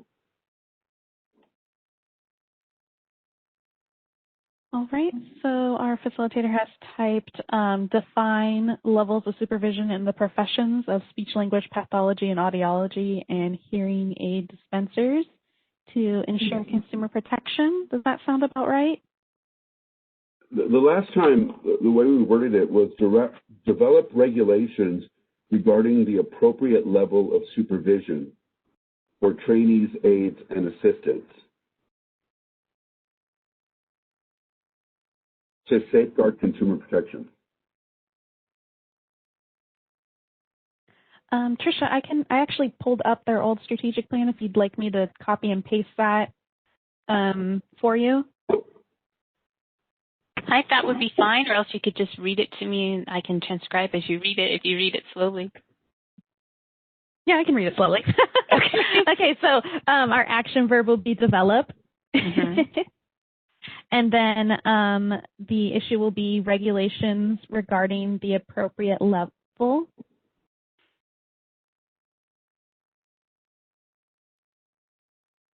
of supervision for trainees, comma, aides, comma, and assistants to safeguard consumer protection,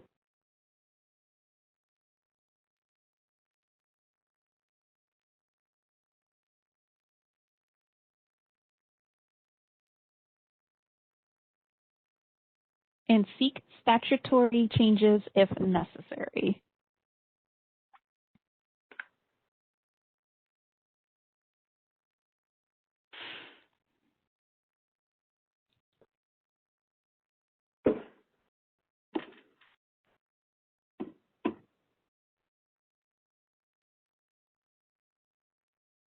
This is Paul again. I have another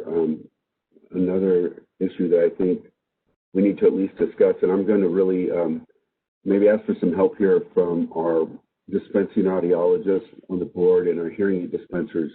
But the issue of third-party administrators has come up quite a bit, and I think it's a multi-dimensional issue because you're looking at legal issues, educational issues, enforcement issues. So I wonder if there's a way that at a minimum we could look at educating our licensees about third-party administrator laws or laws that would affect someone working with third-party administrators.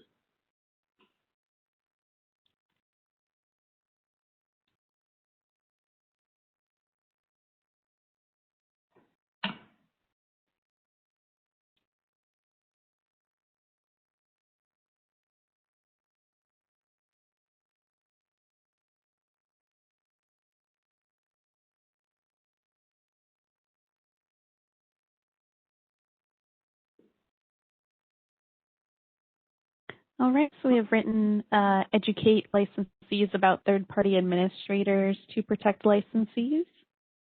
And consumers. I would say to protect consumers and licensees. I would put consumers first.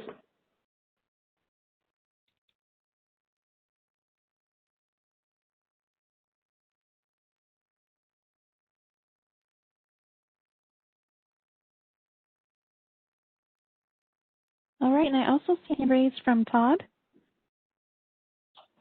Thank you.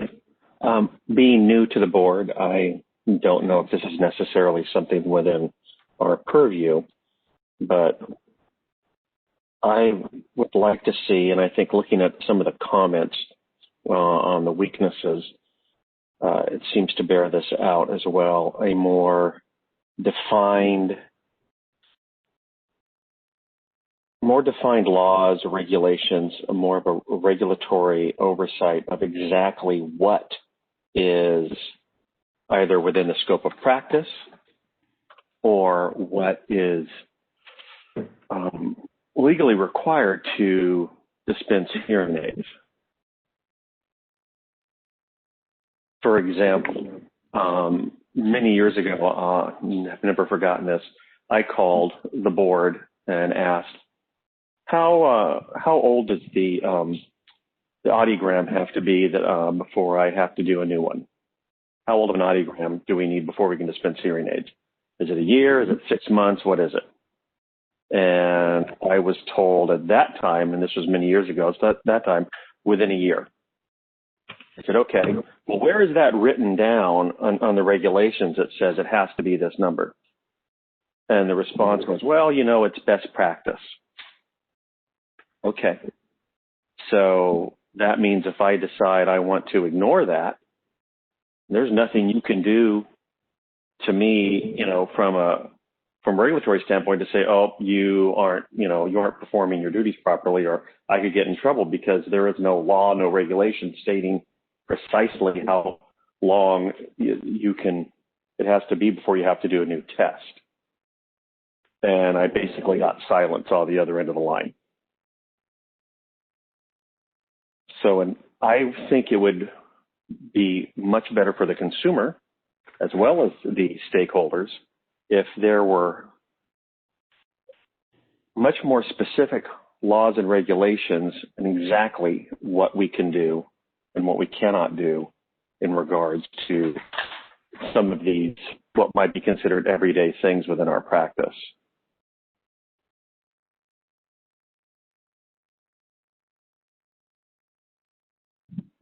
Whether we define what those things are they currently in the laws and the regulations?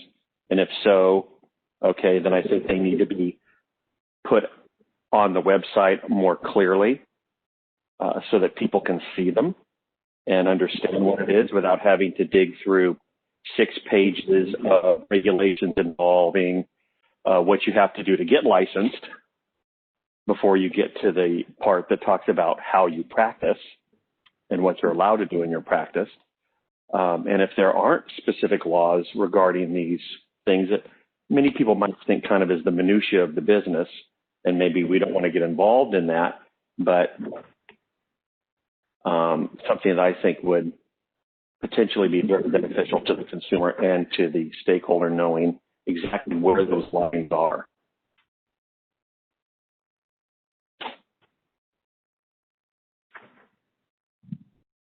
Figure out how to do that in 2 sentences.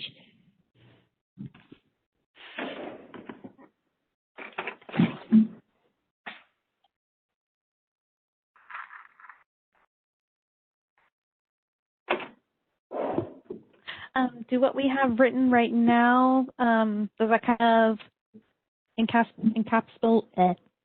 capture what you mentioned?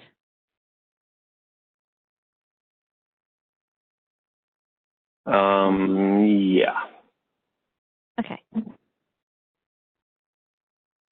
I see another hand raised from Dr. Raggio. I think Cherise had her hand up before I did. Oh, I apologize. Participant list is pretty long, so I have to keep scrolling up and down. Cherise, if you want to go first. I will acquiesce to Dr. Raggio first, and then I'll follow. I don't disagree with Todd's idea of making the laws and regulations, more circumspect. But the example you just brought up may be, just as you were talking, made me think about why we don't have more specific information. So you brought up the idea of how often should you have a hearing test. Well, it is true the best practice is annually, but there's all sorts of contingencies to that. There are pre and post audiograms. There are serial audiograms. There are physician-requested audiograms for certain circumstances that are more often than 1 year. So at least in the audiology world, it's a little more complicated than just saying, let's do an annual audiogram, or even saying that's best practice, because there's just more contingencies than I can think of right now that would muddy that water. I just wanted to say that.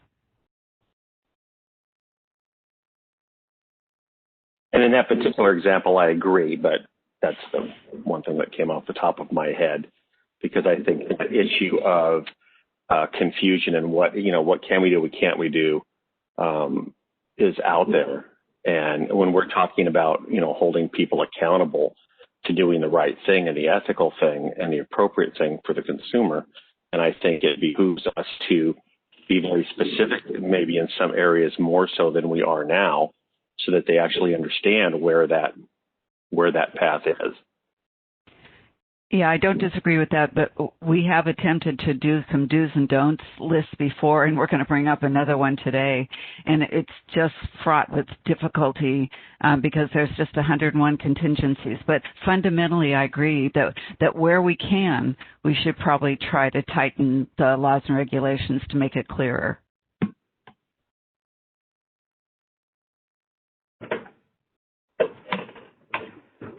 This is Sharice, and so I'm going to go ahead and chime in now. And while I definitely understand that desire, everyone wants to know what exactly they're allowed to do and not allowed to do.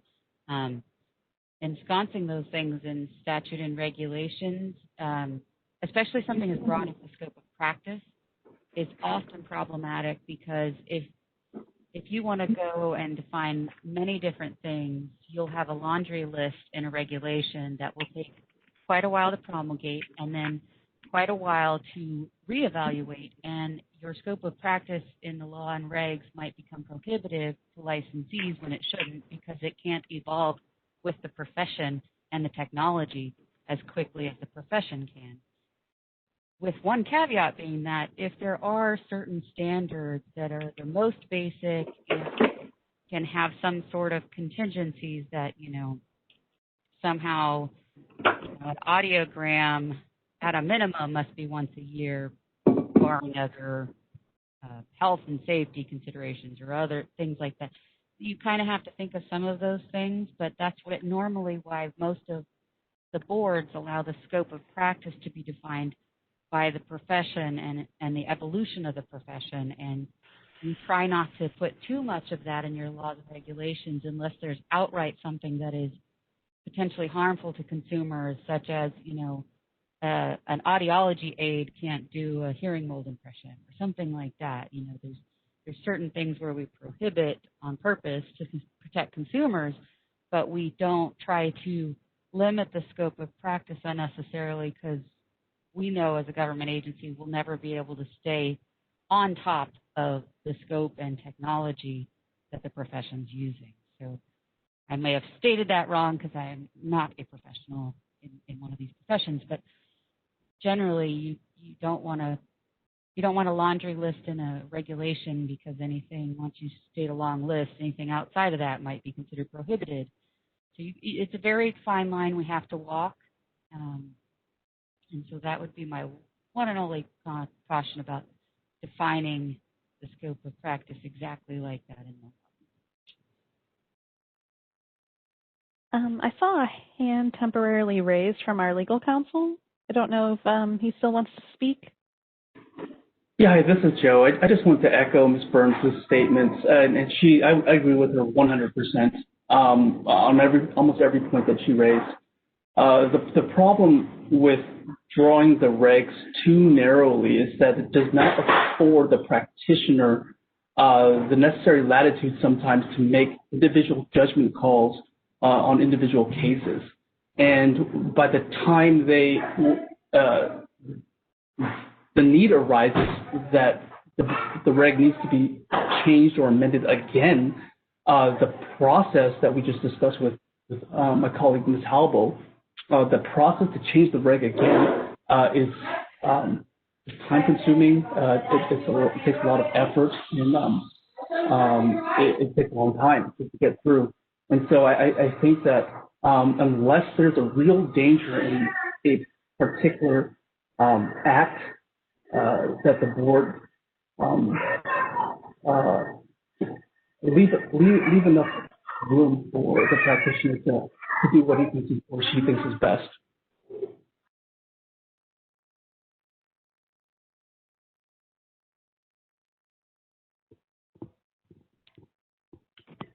So this is Tricia, and I'm scribing, so it kind of sounds like the general consensus is that perhaps we might want to remove this objective then, to create more defined.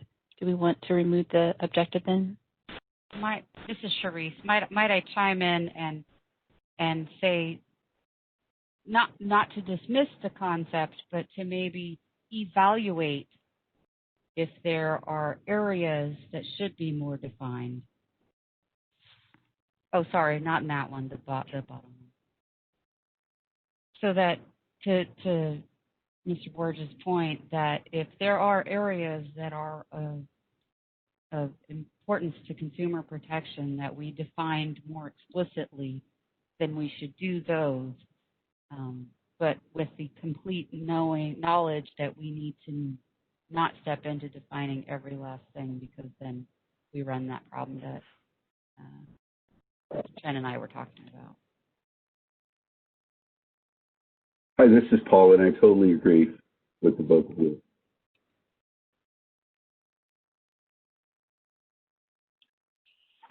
Generally, by the time you promulgate a regulation, you need to have established a record in the board meetings that the board has considered what are the issues and discussed it, has a packet of materials explaining why a regulation is being promulgated to make specific a particular law about the scope of practice and why you're making it clearer. So it's a good thing to do, but it's not just let's put out a regulation. You have to show why you've made the choices that you make in the regulation. And that involves staff gathering materials, presenting it to the board choosing between different options, and then choosing what the scope of practice should be or what those limitations are. But by the time you actually have a rulemaking, you have a record as to why the board made these choices, and that's defensible if you get sued. So there may be, and most boards eventually discover areas where, yes, we need to clarify this, yes, we need to clarify that. And this could be interpreted as asking staff to look more for, particularly on issues where the board is sensing consumer protection isn't as strong, to look for that. But again, it's not an immediate process. You're actually researching what are the different choices the board could make in this regulation, and being able to explain why we felt this protected the public better.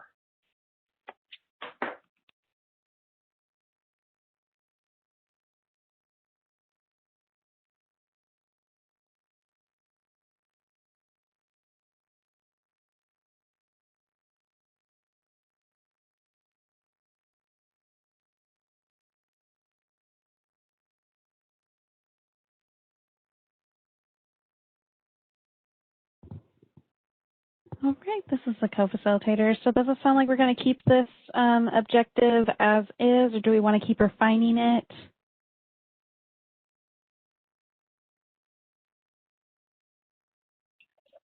I think it's a good objective. I just wanted to explain a little bit more about the process for people who are maybe less familiar. If regs haven't moved that much in the last year, the board has less experience.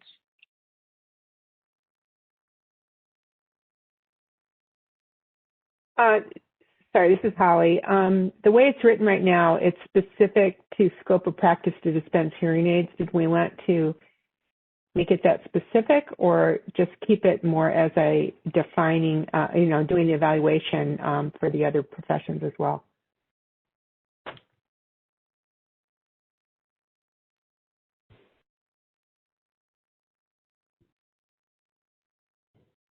This is Karen. I have a feeling it should be for other professions as well, because I know we've also spoken about speech-language pathologists and the areas of oversight in that part where, I don't know, it was whether or not they have like different levels of supervision, et cetera, et cetera. So to be fair, we should probably include all 30 practices.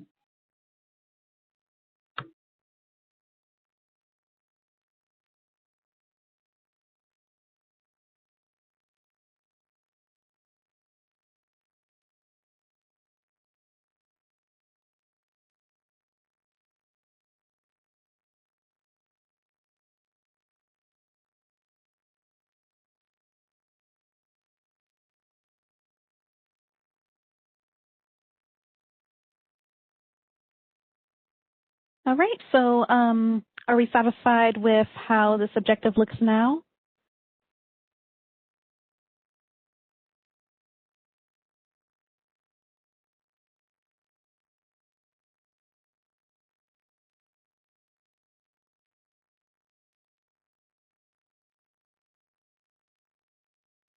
I think you mean professions and not practices. I was going to say the same thing, and maybe just take the number out and just say all professions or license types under the board jurisdiction. Yeah.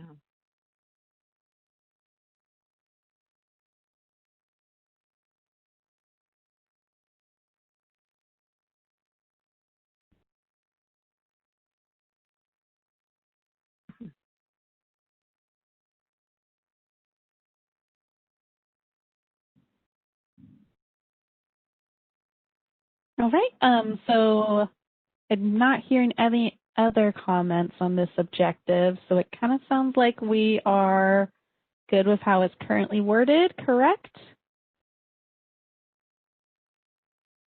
Correct. All right. Yes.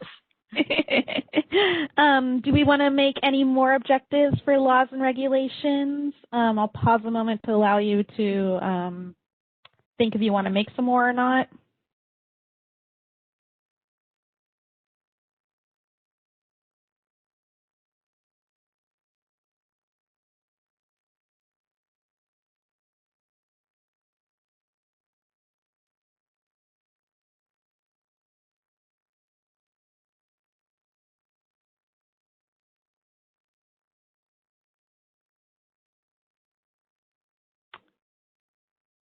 All right. This is the co-facilitator. Not seeing any raised hands or unmuted microphones. So at this point, we'll go back to public comment again on this goal area, since we did add a couple new objectives. So give us one moment while we switch over to that slide. All right, so members of the public, if you would like to make a public comment on the new objectives that the board created for the goal area of law and regulations, please click on that Q&A icon at the bottom right-hand corner of your WebEx screen, and please type, "I would like to make a comment," and click Send to all panelists. I'll quickly pause a moment to allow you time to access that Q&A panel.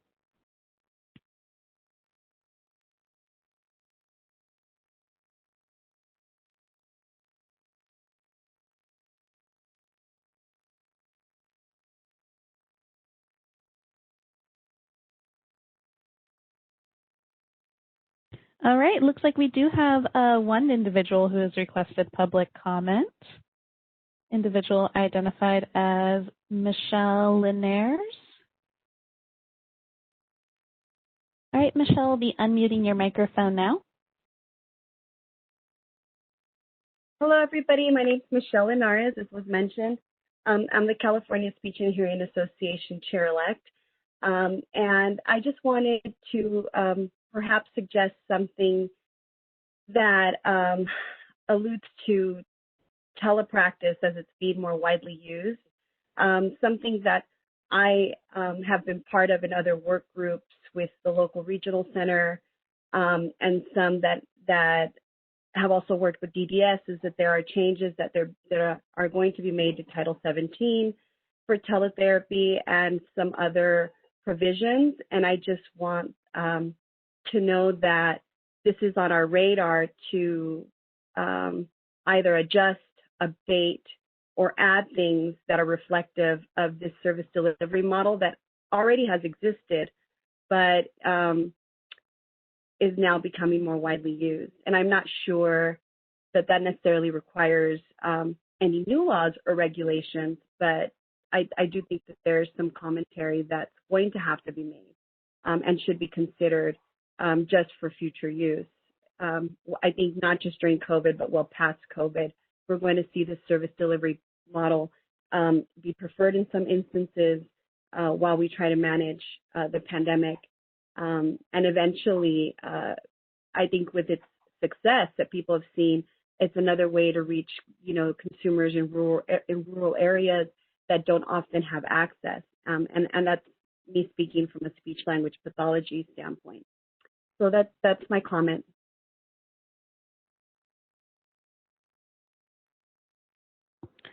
All right, this is the co-facilitator again. So it looks like I was the only individual who has requested public comment.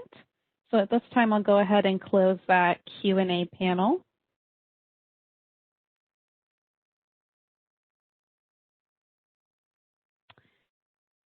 And we will move back to our PowerPoint for the strategic plan.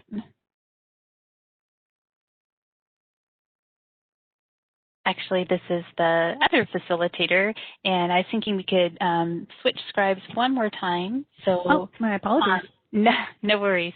So I will put up the survey question again. You guys have another shot at a survey question while we do this one last changing of the guard. We are on the home stretch, so bear with us. And let me go ahead and make my facilitator the presenter, and then, all right. Okay, this is the co-facilitator. I do see a hand raised from Cherise. I can wait until you get back to the other screen, but I think it was just going to be in reference to the public comment and whether or not the board would like to entertain something. Okay, thank you, Cherise.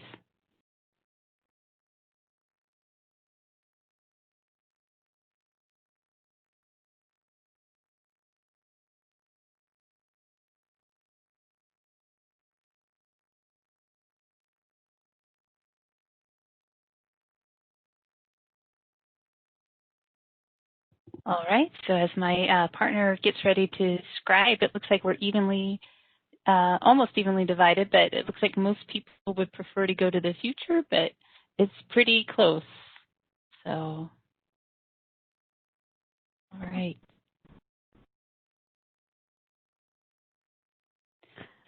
Okay, Cherise, you were thinking of adding or something else perhaps? Just a suggestion if the board would like to entertain it. At my prior board, we did have an ad hoc telepractice committee that took time to evaluate trends and review the laws and regulations and see if there were areas for improvement. And they were able to do this work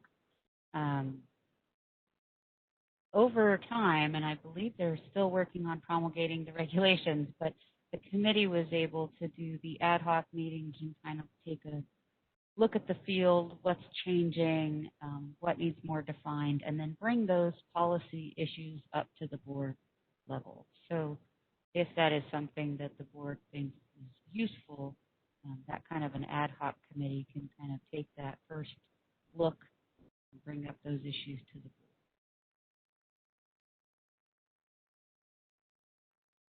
All right. So it looks like, Holly, you have a comment to add?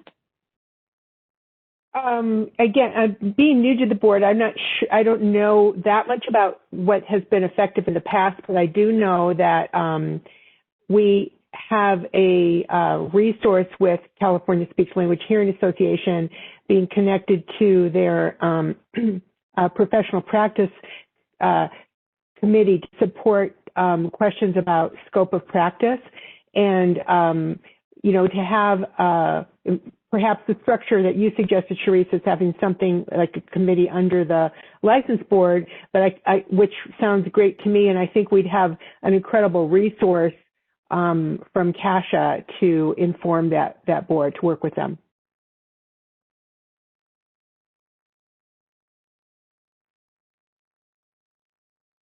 Okay, so right now we've got create an ad hoc telepractice committee to bring policy issues up to the board. Does that sound about right?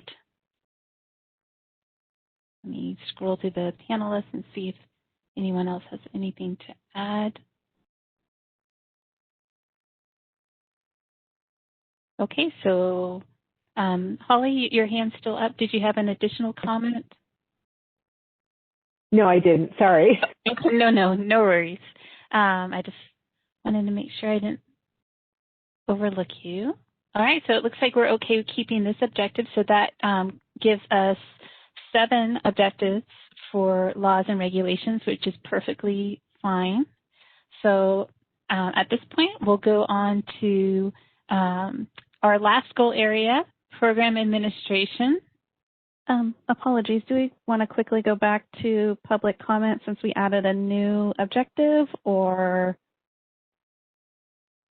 I guess that's a question for the board. Exactly. I defer to the board on that. Do we want to go back, or are we good? Can you repeat that again, please? So we're wondering, do we need to go back to take public comment since we added something new, or are we okay just going forward to the last goal area? I think we should take public comment. Okay. All right. Give me one moment to.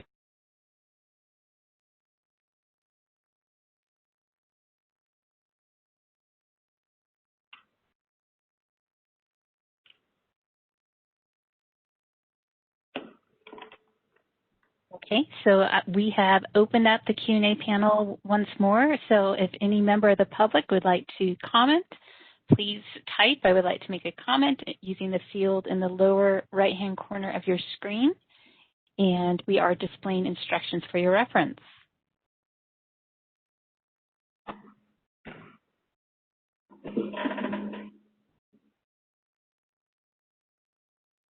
All right, this is a moderator, and we have an individual named Michelle Linares who simply typed, I just want to say thank you for your consideration. And I'm seeing no further requests for public comment. Is the board okay with us closing the Q&A panel? Yes. Okay, so we will do that. Okay. All right, so moving on to our last goal area, that's program administration.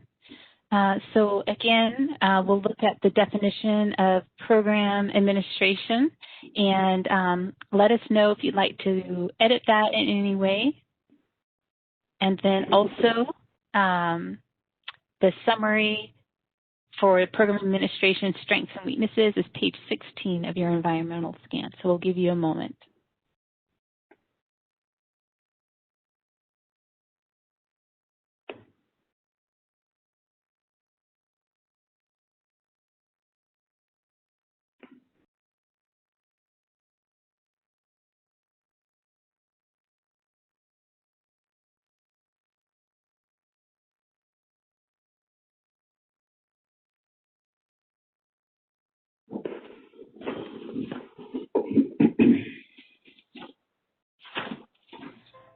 Okay, so I'm not hearing any requests, and let me see. I'm not seeing any raised hands to change the definition of program administration. So I think we're safe to move on to the actual creating of objectives.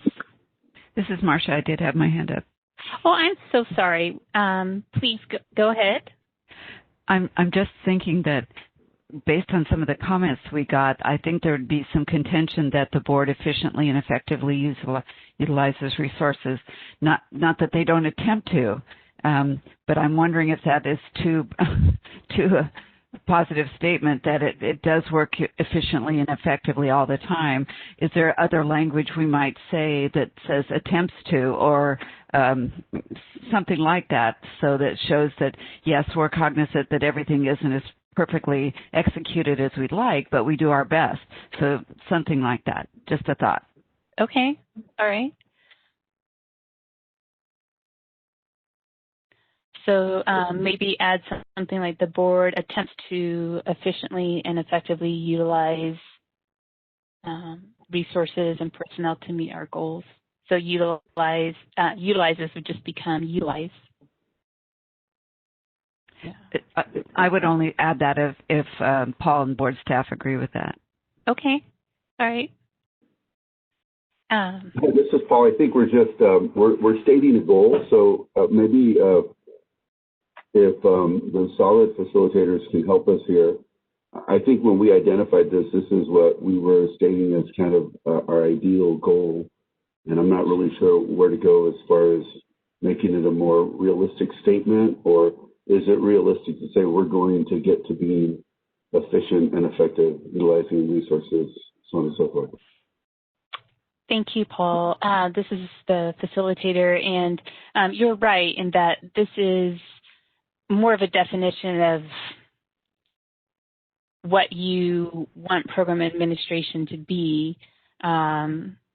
So if you keep it as is, during the environmental scan process where we reach out to your stakeholders, one of the questions is, how effective is the board in this particular goal area as defined as, and then they have this definition. So each time they're looking at this definition, and this is how they wrote program administration, they're looking at, okay, does the board efficiently and effectively utilize resources and personnel to meet its goals and objectives? So,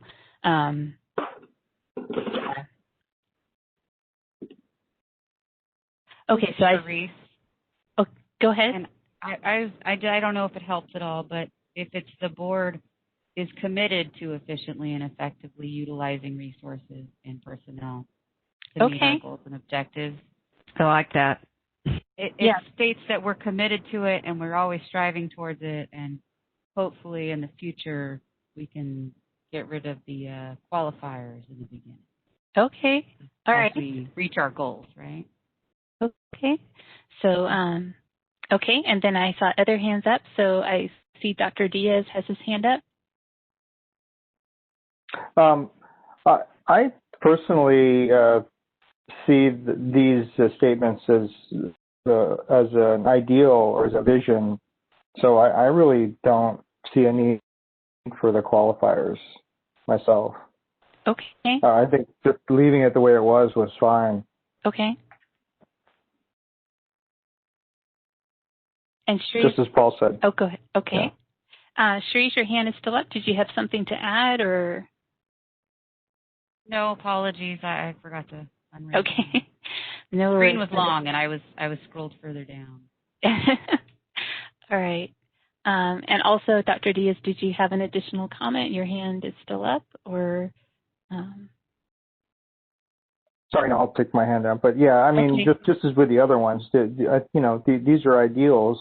None of them are perfect. This is what every board is striving for. So I don't think it needs a qualifier. Okay. All right. Maybe we can have the board discuss further that. Oh. Right. So do people want to have the qualifier is committed to, or do we want to just keep it the old way with the assumption that, you know, this is the ideal that we're aiming for? This is Todd. Actually, I don't see the word committed as a qualifier, which is what I like about it. It's in essence a mission statement, in effect. And you know, I actually like the word committed. Okay. Because it shows your, you know, what your intent is. Okay. So I don't think there's anything wrong with that word in particular, because I don't think that's actually qualifying necessarily. Okay. This is Marcia. I agree with Todd. I was just going to say the same thing, that I think it isn't a qualifier in this regard, but you do need to change utilizing.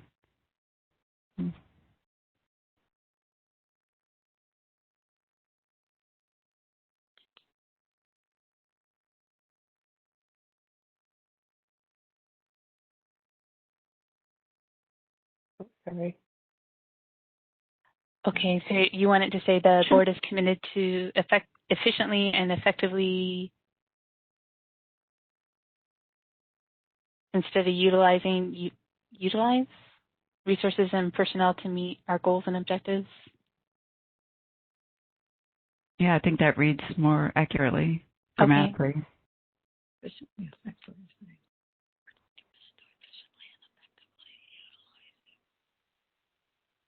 All right.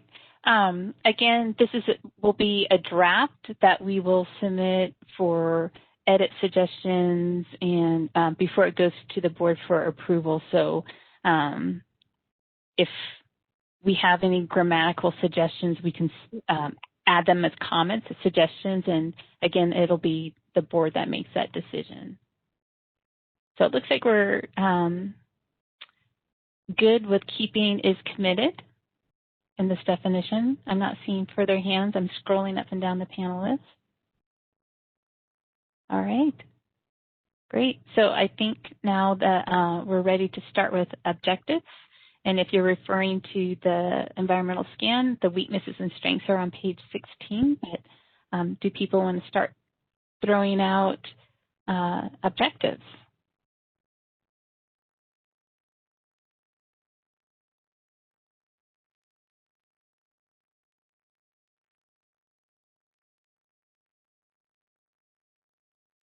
All right, Dr. Raggio.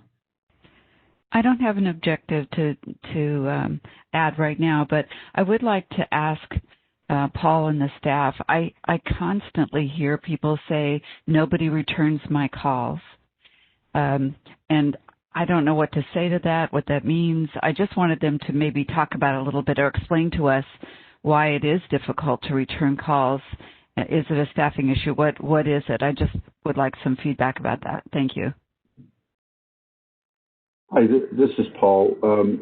I think that the issue of our responsiveness and returning calls has been something that we have been working on for quite some time. This kind of goes into, I'll remind the board that our staffing levels have changed. For instance, up until last year, we were staffed at a 0.5 time base for a receptionist. So we had basically half of a person, half of a position to answer the phones, and we had to make up for that with temp help funds or seasonal help, which, as you can imagine, is not the most stable way of addressing it. So it took us a few years to go through the budget change proposal process to add another position, and we also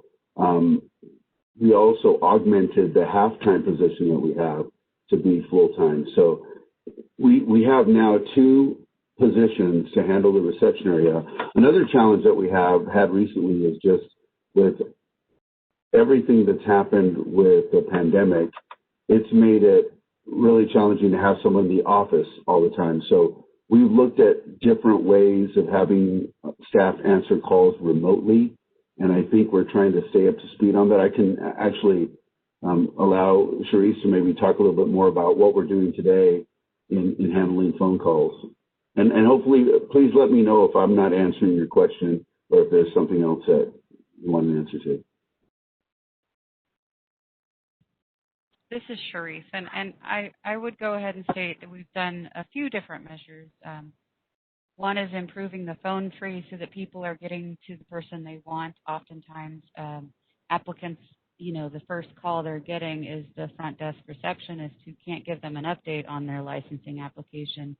And the licensing line is so busy because applicants call 5 to 10 times a day, which of course they're doing because we don't have an online system that says where their application is in the process. So right now we have already looked at our phone tree to better adequately intake calls and get them to the appropriate people. We're also looking at technological solutions so that staff can have the same phone system at home and at the office. That is something that next year is probably more likely, but is in the development stage at the moment. And then also, and I think the board also knows we're trying to get to a new database and online system in order to receive all the applications and give updates. And some of these new products that we've seen, the applicant can log in and it has little indicator lights of where it is in the process. Has it been reviewed? So that would reduce the 5 calls a day just to check on the application status. And so there's a lot of different things that can be done with technology to help reduce the number of calls, but also get the applicants and licensees the information they want. And then that alleviates the phone calls to be answered more promptly because we're getting lots and lots of phone calls that aren't simply just answered by the technology. So, it's a policy question or the rest, and we can get to those calls more easily if we're not answering 100 to 200 calls a day on just application status. So there's kind of a variety of ways to go and a variety of ways we're going to be moving in the future and that we're looking and investigating right now. And that's where I would say these kind of all intertwine as well as into the. If I could just add to that, also that when you go through the budget process to get positions, sometimes you do what's a workload analysis and you say, for instance, I might need 5 positions to do this job. You still have to go through the part of justifying that, and sometimes the other side may not agree, and you're only granted 2 positions or 3 positions. So it takes time to demonstrate that you need more staff. And I think we're at the point now where we will probably be requesting more staff. We still have people that work at a much higher level doing some administrative or clerical work. So the 2 staff that answer the phones are overwhelmed because not only do they answer phones all day, but they're actually having to be a big part of the licensing process. We have analytical staff that are actually completing intake for complaints. So we still need more staff in this area, and I hope that, one, we're going to address the issue by being appropriately staffed, but we're also looking at, as Sharice mentioned, using technology, which is a long-term goal that I'm very confident we're going to get there in a few, probably 2 to 3 years, where we're going to start seeing some changes, just like we did with online renewal, that will reduce the calls and the wait times that our licensees or others are having to experience. All right, thank you. Dr. Raju, do you have anything to add or? No, I think that was really helpful, and I'm glad to know that these other efforts have been taking place and they continue to be. So I think it's great. Probably just remove that top line then. Okay, all right. And so while you were talking, my Ninja co-facilitator has typed some objectives for you in this area. Hold on. So her first one that she's captured is either investigate or develop different technological ways for consumers to check on their application status to decrease the number of calls staff are responding to. How do we like that one? Does that sound like an objective you'd like to have? Wouldn't that be stakeholders checking their application status? Sure, stakeholders. Thank you. And any other comments? Okay, and the other objective we've got is either create or write a budget change proposal to hire more staff, and that's carried copies directly from previous goal areas. Can we just add that into every goal area for Paul? Thank you, Todd. Do we want to add that one to laws and regulation as well? Because I think that was the only one that did not have it. I think what we've addressed so far is fine because we actually just added a regulations person. Okay. Okay. Can I just, this is Cherise. Just wanted to chime in. The first one is part of the application, but I think we want to be broad. So since and I love the addition of stakeholders to check on their application status or complaint status. Okay. So that way it's stakeholders and consumers, and we're looking at ways to do all of this for all of them. Okay. And sure, the complaint status, was it application status or complaint status? Application or complaint status. Complaint. Apologies, I misheard. That's okay. No, I'm just trying to tackle both areas at once. Yes. Yep. There we go. Okay. So would we like to add any more objectives to program administration? I'm just scrolling down the list of panelists.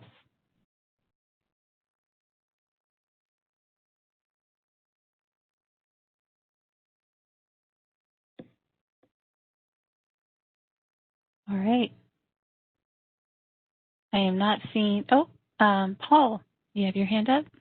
Yes, I would just like to ask the board if they feel like they're getting all the training that they need to do their jobs, not just the initial onboarding or orientation type training, but board members have a large responsibility dealing with enforcement and discipline. I want to make sure that they are getting the training that they need, or this is an area that they feel needs to be addressed.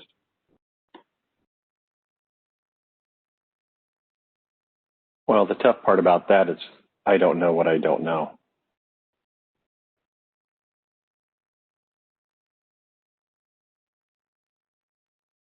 Okay. I want to say, coming from a public member, I think more training is good and better because I don't know a lot of nuances and stuff in regards to the profession. Okay. So can I just comment real quickly? There's what I was getting at too is there's one of our goals from our last strategic plan that I think is real important, something that we have not been able to do. But I think training is one of the most important areas in an organization's success, especially from the standpoint of our board office, making sure that staff are trained, have the resources that they need, and that there's a connection between what they're learning, what they're doing, and the overall mission of the board. So looking at goal 5.4, we were talking about implementing a broad training program, not just for staff, but for subject matter experts, examiners, board members.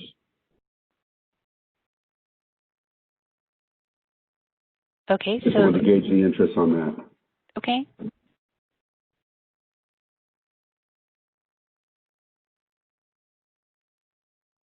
So right now, my co-facilitator has added that, implement training for staff, board members, subject matter experts, and expert witnesses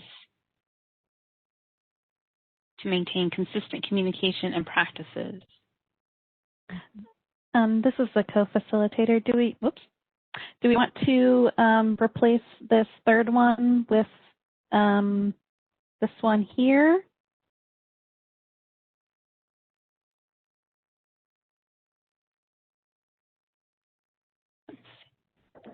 I think it covers, I think the fourth one covers the third one. Okay, in that case, I will delete this. All right. Mm-hmm. Paul, this is Dee. Thanks for bringing that up because it is something we had talked about. You're welcome. Great. All right, so you've got 3 objectives for this area. Would you like to add any more? And let me scroll down the list, make sure I'm not missing any hands. Oh, Sharice.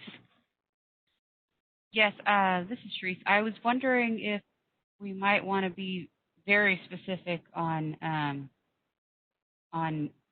know there's the top one, but also moving the board to a new database and online application system. Okay. To more effectively use resources. Okay. And personnel. Okay. To effectively utilize resources and personnel. And personnel. Because it's one of the areas I think would get us the most movement and traction. And it's very specific. And okay. So it's on top of the other items, which I also have many feelers out on disease. Okay. So now we have the objective, move the board to a new database and online application system to effectively utilize resources and personnel. Okay. And Paul, did you have a question or a comment? Yes, I have a comment. First of all, thank you, Sharice, for that. That's one thing that I really appreciate about Sharice is she keeps us, kind of focused. And what she's identified is something very specific that will get us to addressing that first goal. And I just want to add to that we have taken some great steps with DCA. DCA has a really good IT shop that are very forward-thinking, and they're helping us get to, addressing some of these areas. I don't want to ignore the phone issue because I don't want to just, kind of glaze over that. I think that we also need to look at our phone system and how we're handling calls. Because right now we're using the more antiquated phone system. Having worked in a call center, and I know that Sharice also has this experience, there's more that we can do in this area. I just don't know how to quite articulate that. Maybe that's something Sharice can help me with. Okay. Sharice, did you have a comment to add, or it sounded like something like investigate other phone systems, something like that? And I think it goes into the first one, but maybe we could be more specific to investigate, develop different. I don't know if you want it to be a whole new goal. I think the first one just can be modified to attack both. Okay. So we're investigating and developing different technological ways to increase responsiveness to phone calls and improve ways for stakeholders to check on their application and complete steps. Okay.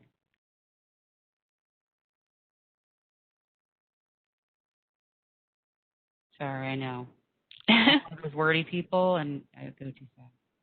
That's okay. So different technological ways to improve responsiveness to phone calls. Okay, so improve responsiveness to phone calls. And improve ability to check on their... Improve stakeholders, consumers' abilities to check on their application/complaint status. And then the benefit is to decrease the number of calls staff are responding to. It's to increase responsiveness to stakeholders. Okay. To increase responsiveness to stakeholders. And access to this information somehow, right? Okay. Because that's the broader benefit. Okay. So to increase responsiveness to stakeholders and improve their access to the information they need. The information they need. There you go. Okay.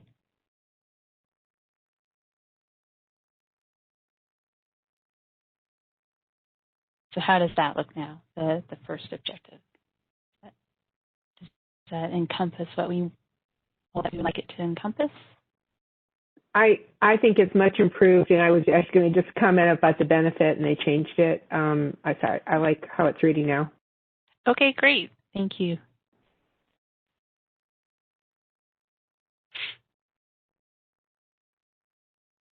All right, so last call, if we want to add any more objectives for program administration. Right now we have 4 objectives.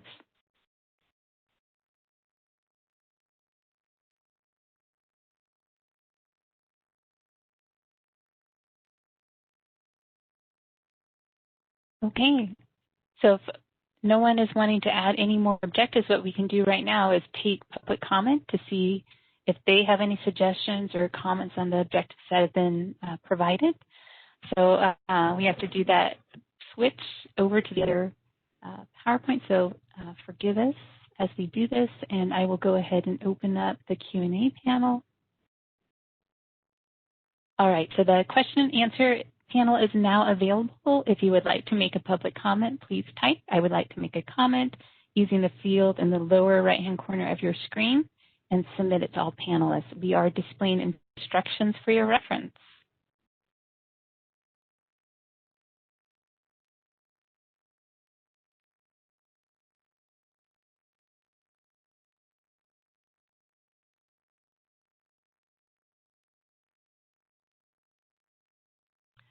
All right, I am seeing no request for public comment at this time, so are we okay with closing the Q&A panel?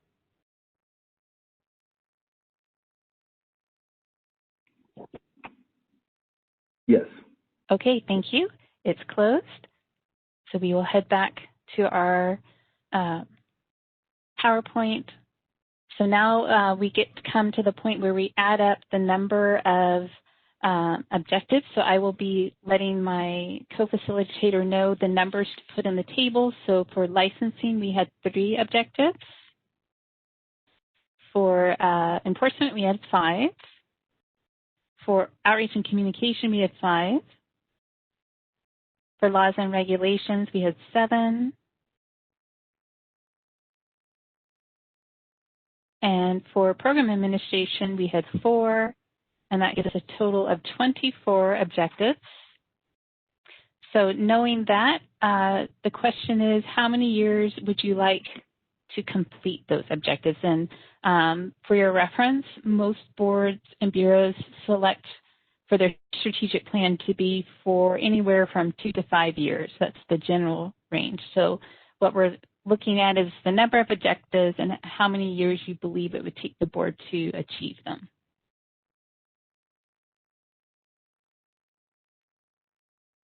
I have a question. This is Karen. Did we do this during the last session? Not the last, but last time, with however many objectives and then the total years to complete. Because my question would be, how many objectives did we have last time, and how many did we complete? To go by that, because I don't, 24, I would be like, okay, well, that 2 years would work for me. 1 objective. Okay. I was wondering, like, what did we do last time, and how many years did we decide to complete? And then also between then and now, how many objectives did we complete? Okay. Do we have those? This is Paul. I know the number of objectives that we had, or the number of goals, the objectives we've identified under the goals. It was more in the line of 32, what I recall. 32 objectives. And And I don't have specifics in front of me of what we accomplished and what we didn't, but that was quite a bit for a 4-year plan. Yeah. And then this is Charisse, and I would even mention there's quite a bit of these that were broad goal areas that kind of carry over, and that some of them due to finances or ability to get an approved ECP or the ability to move to new database systems, all are delayed, and so some are still ongoing. Right. So maybe it would be helpful if we had a kind of like a checklist, right? Like of things that we've completed and done, and then the things that we have to roll over, like the 32, of the 32, maybe there's 10 that we have to roll back. And when was that? How many years ago was that, Paul? That was from 2016 to 2020. And I think that even though it was ambitious at the time and we were more understaffed than we are now, I think the fact that we have 24 that we've identified, that we could make a much greater impact, more of a dent in this strategic plan than we did last time. Okay. And this so is then, I don't know how Solids and everyone's processes have changed since 2015, since I only came to DCA in 2016. But at least at Psychology, they did their strategic plan, and then Solid helped the staff come up with action items, and it came with a table so that it's easier to check in on all of these goals. And to keep track of them and what we're doing to accomplish them. And I don't know if that happened last time or not, if that's a new process. So. I think a table would be great. And then also create whatever we didn't complete during the last strategic session to also include in the table, but maybe with like an asterisk that says this was from the last strategic plan. So I'm actually fine with total years to complete to do another 4 years.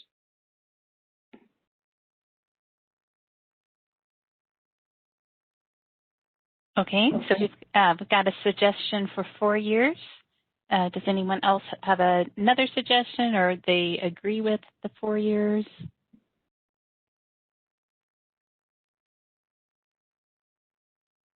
And I'm just scrolling down to look for hands. Okay, I'm not seeing any hands, so it looks like we're okay with 4 years. Okay, so in that case, we're ready to move on to the next slide, which is just letting you know what will happen next, and that is we will provide you a draft of this strategic plan by December 2nd, and so you can suggest any edits, and then that after all the edits are done, the board will get the chance to approve the strategic plan. Once the strategic plan is approved, the next step will be action planning, which is where each objective will be broken down into steps assigned to certain staff members. And at that point, we will provide the table that was just discussed where you can track the progress. And we could also look into possibly adding an additional table for any remaining objectives from the previous plan, if that's a desire. So at this point, we have, congratulations, come to the end of our strategic planning session. Thank you very much for everyone participating. We really appreciate that. And we're ready to head over back to the regular board session. And I know you had a lunch break that you were planning on, so I'll let you handle that. And Paul, I see your hand up. No, I think you addressed what I was going to talk about. Okay, just our break and how much time we have. Right. So we can put up the break sign and just letting people know when you'll be back. So it's 12:22 now. Do you want to be back at 1, or what would you like? I think we'd like to return at 1 p.m. and then when we come back, we're going to jump in the agenda to item number 12, I believe. Okay. All right. And then we'll go back in the order of our agenda. Okay. So we'll put up that we will return at 1 p.m. and at that point we will jump to item 12 and then continue going through the rest of the items. So you don't have to sign up for lunch. Just know that you'll want to mute your microphone during lunch, and I hope everyone has a good lunch. Thank you. Mm-hmm.